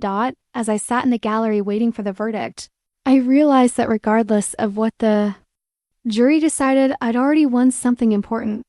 I found my voice again. I'd told my truth. I'd refused to be silenced or intimidated. Michael Torres had tried to destroy me, but I was still here. And I was stronger than I'd ever been before. The jury deliberated for 6 hours. 6 hours that felt like 6 years as I sat in the courthouse, cafeteria with Lisa, Jessica, and my parents, drinking terrible coffee and trying not to think about what would happen if Michael was somehow acquitted. They wouldn't take this long if they were going to let him walk, Lisa said, but I could hear the uncertainty in her voice. Criminal trials were unpredictable, and even the strongest cases could result in surprising verdicts. Elena, Carmen, and Jennifer were there too. Along with some of the other victims who testified, we'd formed an unlikely family over the past few months, bound together by our shared experience of being deceived and manipulated by the same man. Whatever happens, Elena said, we told the truth. We got our stories out there. That matters. But it didn't matter what the jury decided. Michael Torres needed to face consequences for what he'd done, not just to us, but to all his victims, the families whose life savings he'd stolen, the businesses he'd robbed. The people whose sense of safety he'd destroyed died at 4:30 p.m. The bailiff announced that the jury had reached a verdict. The courtroom filled quickly. Media representatives took their assigned seats, sketch artists prepared their materials, and the gallery packed with victims, family members, and curious observers. Michael was led wearing his navy suit, looking smaller somehow than he had during the trial. When the jury foreman stood to read the verdict, the courtroom was so quiet I could hear my own heartbeat. In the case of United States v. Michael Anthony Torres, on the count of armed robbery in the first degree, we find the defendant guilty. Relief flooded through me, but the foreman continued reading. On the count of conspiracy to commit armed robbery, we find the defendant guilty. On the count of money laundering in the first degree, we find the defendant guilty. On the count of wire fraud, we find the defendant guilty. On the count of racketeering, we find the defendant guilty. Guilty, guilty, guilty, guilty. The jury had convicted Michael on all 23 counts he'd been charged with.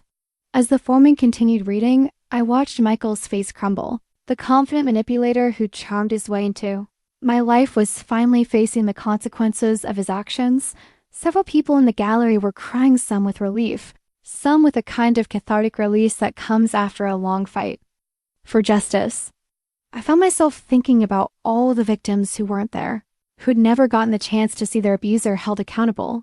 After the verdict was read, Judge Harrison set a sentencing date for 6 weeks later and remanded Michael to custody. As the marshals led him away, he turned to look at the gallery one last time.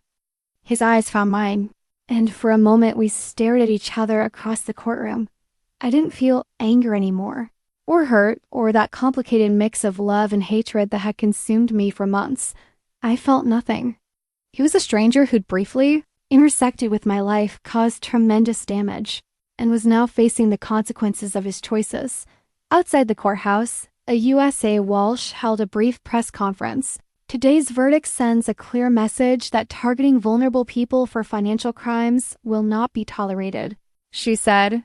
Michael Torres used sophisticated manipulation techniques to exploit women who trusted him, and he used that trust to facilitate serious federal crimes.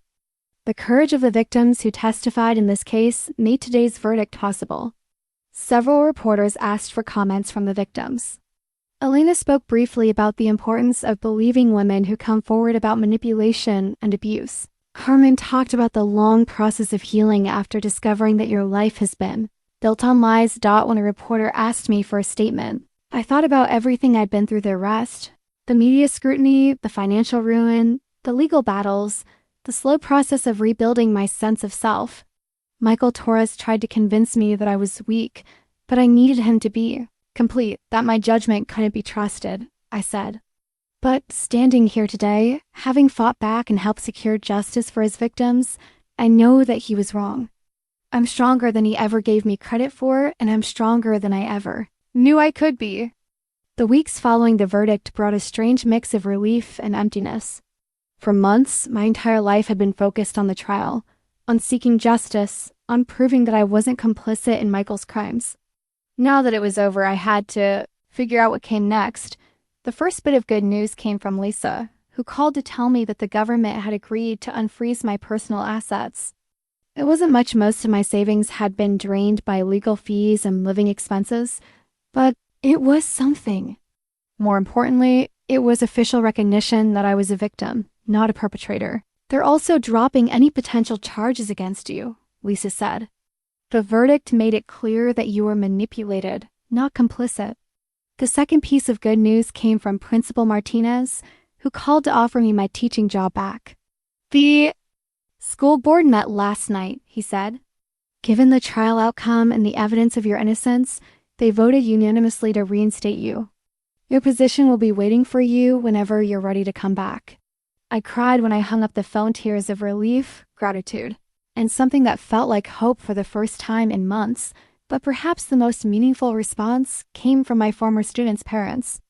Over the following days, I received dozens of cards and letters expressing support and apologizing for any doubt they'd expressed about my character. We always knew you were a good person, wrote Mrs. Patterson, whose daughter Emma had been in my class the previous year.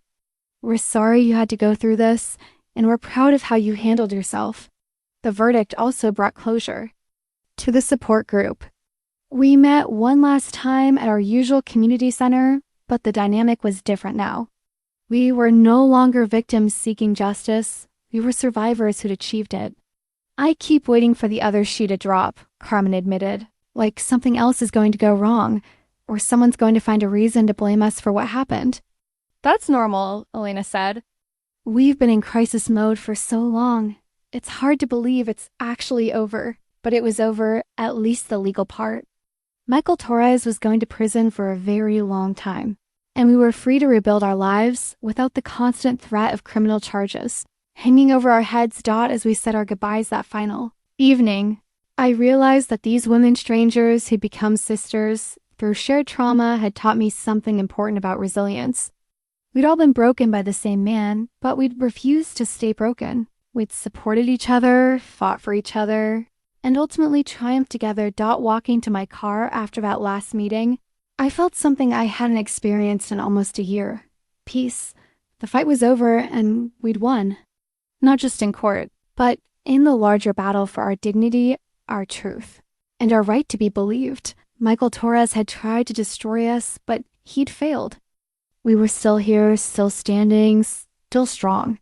And that felt like the greatest victory of all. 6 weeks later, I stood in front of Michael Torres one last time as Judge Harrison delivered his sentence. 25 years in federal prison without the possibility of parole.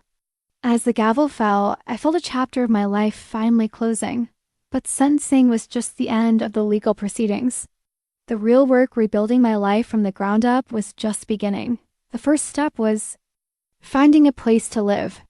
I'd been staying with my parents for almost a year, sleeping in my childhood bedroom like a teenager again. It was time to reclaim my independence, even if it meant starting with a modest apartment that was a far cry from the house Michael and I planned to buy together.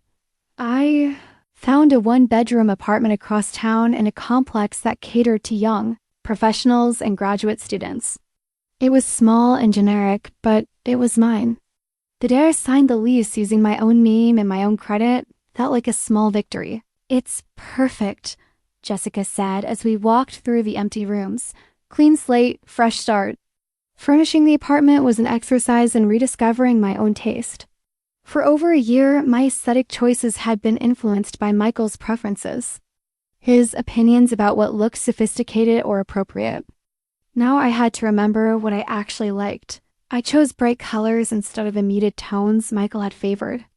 I bought plants, lots of plants, because I'd always loved gardening, but he complained about the mess. I hung artwork that made me happy. Not because it was impressive or expensive. The apartment slowly became a reflection of who I was when I wasn't trying to be, who someone else wanted me to be. Returning to work was both wonderful and challenging. My third graders welcomed me back with a banner they'd made and cards expressing how much they'd missed me.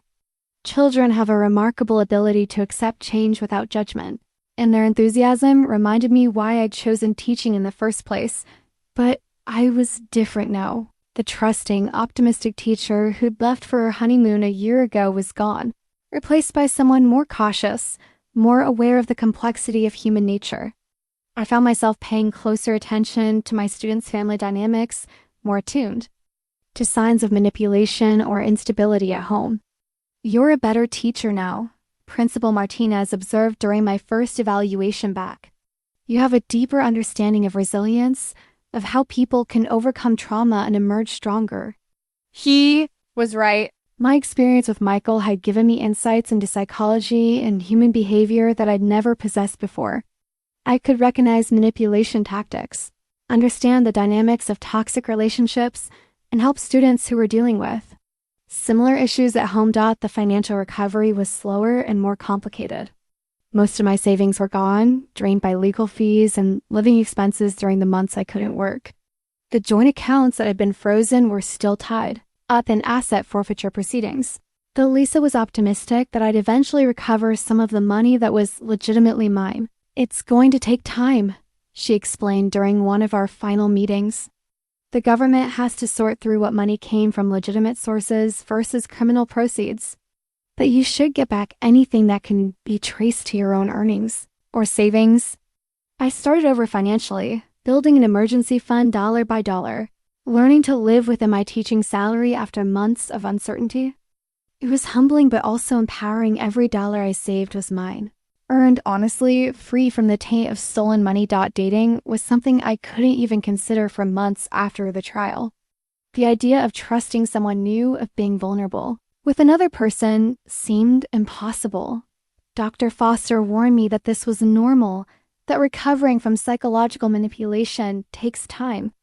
"You're learning to trust yourself again," she said during one of our sessions. "Once you can do that, trusting others will become possible." The breakthrough came gradually. I started saying yes to social invitations again, going out with friends, participating in activities outside of work. I joined a hiking club, took a pottery class, volunteered at the animal shelter, things I'd enjoyed before Michael but had given up during our relationship. Slowly, I began to remember who I was when I wasn't trying to be someone's perfect girlfriend or wife. The hardest part was learning to trust my judgment again. For months, I second-guessed every instinct, every decision, every assessment of another person's character. If I could be so wrong about Michael, how could I trust myself about anything?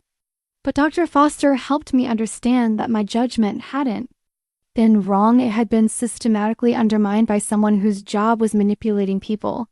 "You had concerns about Michael," she reminded me. "You noticed red flags.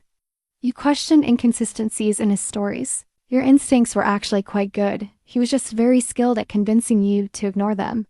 A year after the trial, I finally felt ready to start dating again. Not because I was lonely or looking for someone to complete me, but because I was whole enough on my own to share my life with someone else if the right person came along. I met David at the hiking club. He was a social worker who understood trauma and recovery, someone who wasn't intimidated by my history or my hard-won wisdom about relationships. Our first coffee date lasted 4 hours, not because he was charming or mysterious, but because he was honest and straightforward and genuinely interested in getting to know me. "I read about your case in the newspaper," he admitted early in our relationship. "I hope that's not weird." "It's not weird," I said. "It's my reality. If you can't handle dating someone who's been through that, it's better to know now." But David didn't see my experience as baggage to be overcome. He saw it as part of what made me who I was, someone who'd survived something terrible and emerged stronger, wiser, more compassionate. The new teaching contract I signed that fall felt like more than just a job renewal. It was a symbol of my professional redemption, proof that I'd rebuilt my career from the ashes of scandal and suspicion, but more than that, it was evidence that I'd reclaimed my identity as someone whose worth wasn't determined by her relationship, status, or her romantic choices, but by her own actions and character. I was Sarah Mitchell, again, not Michael Torres's wife. Not a victim, not a cautionary tale, but a teacher, a friend, a survivor who'd found her way back to herself. 2 years after the trial, I was asked to speak at a conference about recognizing and surviving intimate partner fraud. Standing at the podium, looking out at an audience of law enforcement officials, therapists, and other survivors, I realized how far I'd come from the broken woman who'd been arrested at her own wedding reception. "The most important thing I learned," I told the audience, "is that intelligence doesn't protect you from manipulation. Education doesn't immunize you against deception. Being a good person doesn't prevent bad people from targeting you." I'd been invited to speak because of the work I'd started doing with other fraud victims. What began as informal conversations with women from the support group had evolved into something larger, a network of survivors helping newly victimized people navigate the legal, financial, and emotional aftermath of intimate partner fraud. My journal, which I'd started keeping during therapy, had become a record of healing that Dr. Foster encouraged me to share with others. The entries traced my journey from denial and self-blame to anger to acceptance to empowerment. Day 1 after arrest. How could I have been so stupid? Everyone must think I'm the most naive person alive. Day 30. Maybe I wasn't stupid. Maybe Michael was just that good at lying. Day 90. I'm starting to understand that this wasn't about love. This was about power and control. Day 180. I didn't lose the love of my life.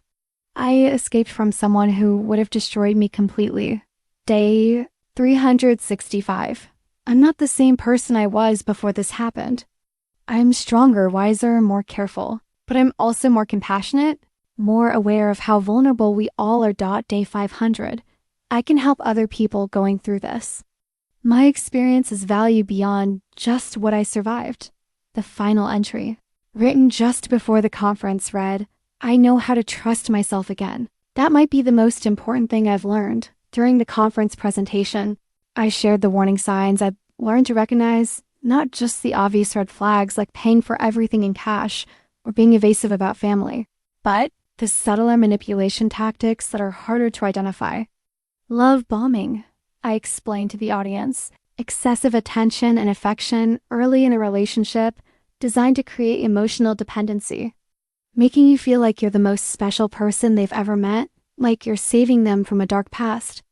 I talked about isolation tactics, how manipulators slowly separate their victims from friends, family, and support systems, how they undermine your confidence in your own judgment by convincing you that your concerns are proof of distrust rather than legitimate intuition. Michael didn't just lie to me about who he was, I said.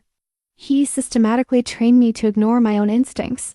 He made me believe that questioning him was a character flaw, that true love meant accepting everything without doubt. The workshops I'd started teaching at community centers and women's shelters grew from my own need to understand what had happened to me.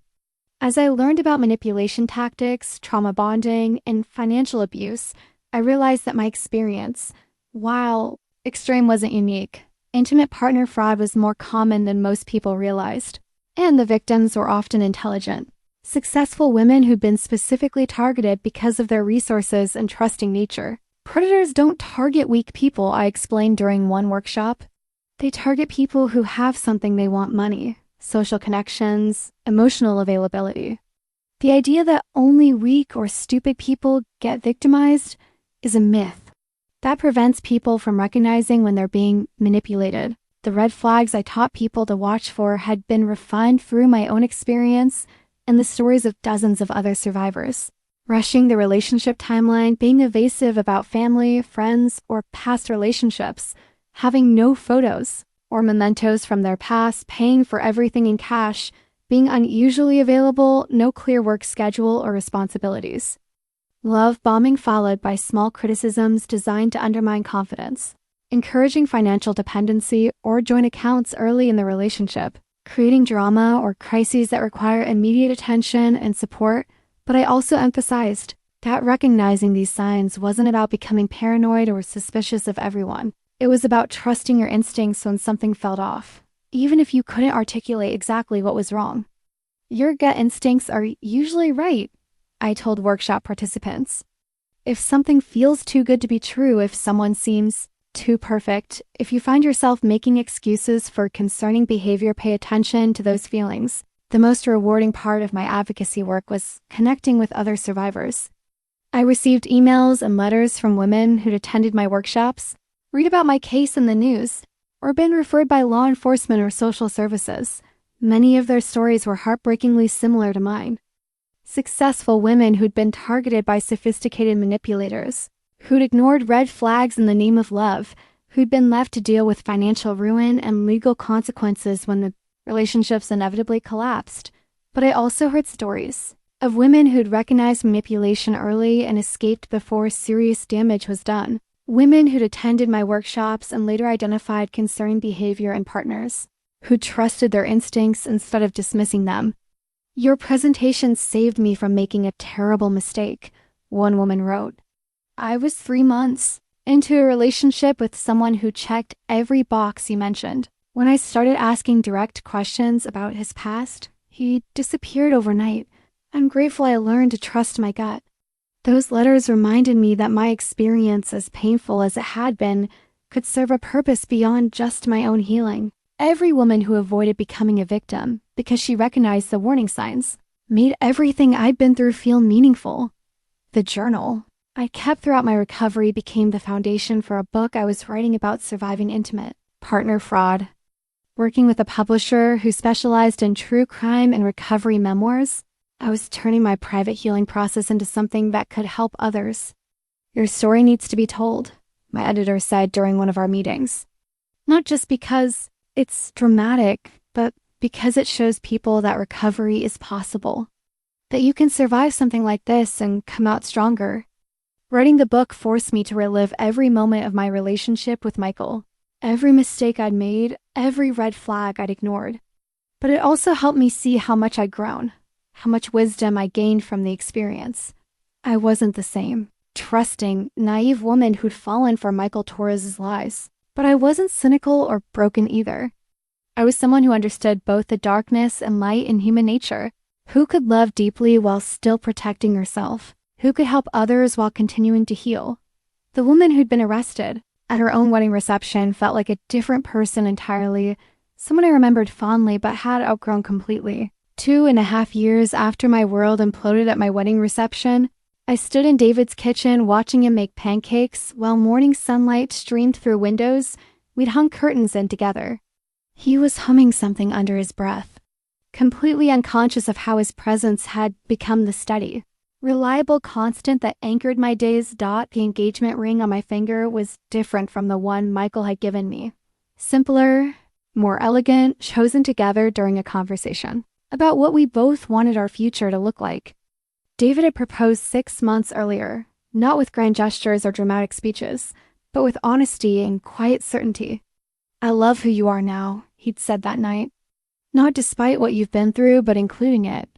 Your strength, your wisdom, your ability to help other people, all of that comes from surviving something terrible and choosing to grow from it."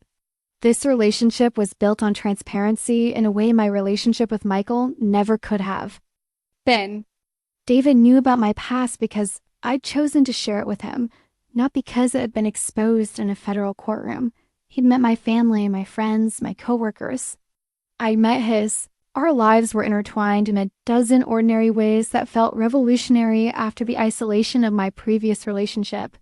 "Coffee's ready," David said, handing me a mug and settling beside me at the small table we'd picked out together. What's on your agenda today? "Workshop at 10, lunch with Elena, and then working on the book," I said. Pretty standard Saturday. The workshops had become a regular part of my life, teaching people to recognize manipulation and trust their instincts.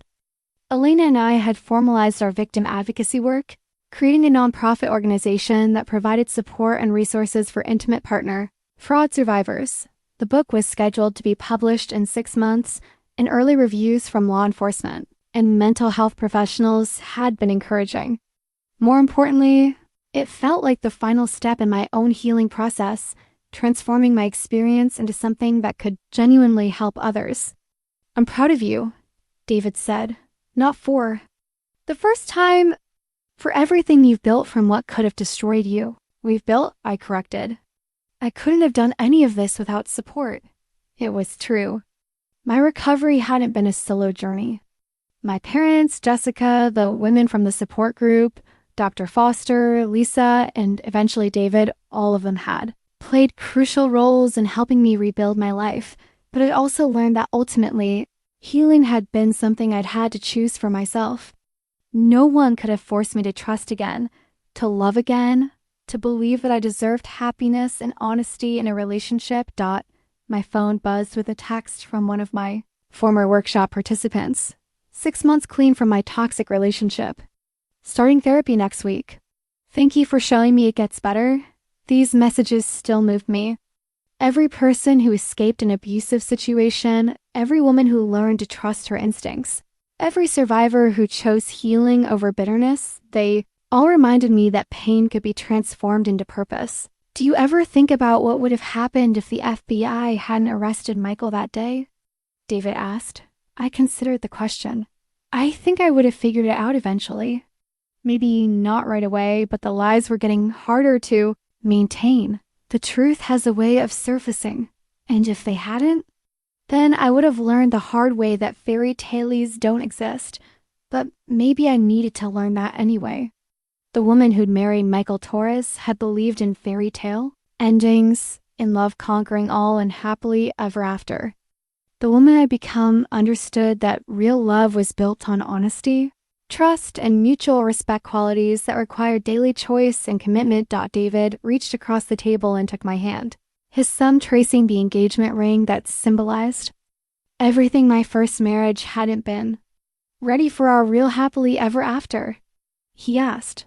Ready, I said, and meant it completely. Outside, the world was waking up to another ordinary Saturday. But for me, every ordinary day felt like a gift proof that I'd survived, healed, and found my way back to joy. Michael Torres had tried to destroy me, but he'd failed. I was still here, still loving, still trusting, just more wisely now. And that felt like the greatest victory of all. Word count. Chapter 18, 600. Words total story word count. 10,000 words.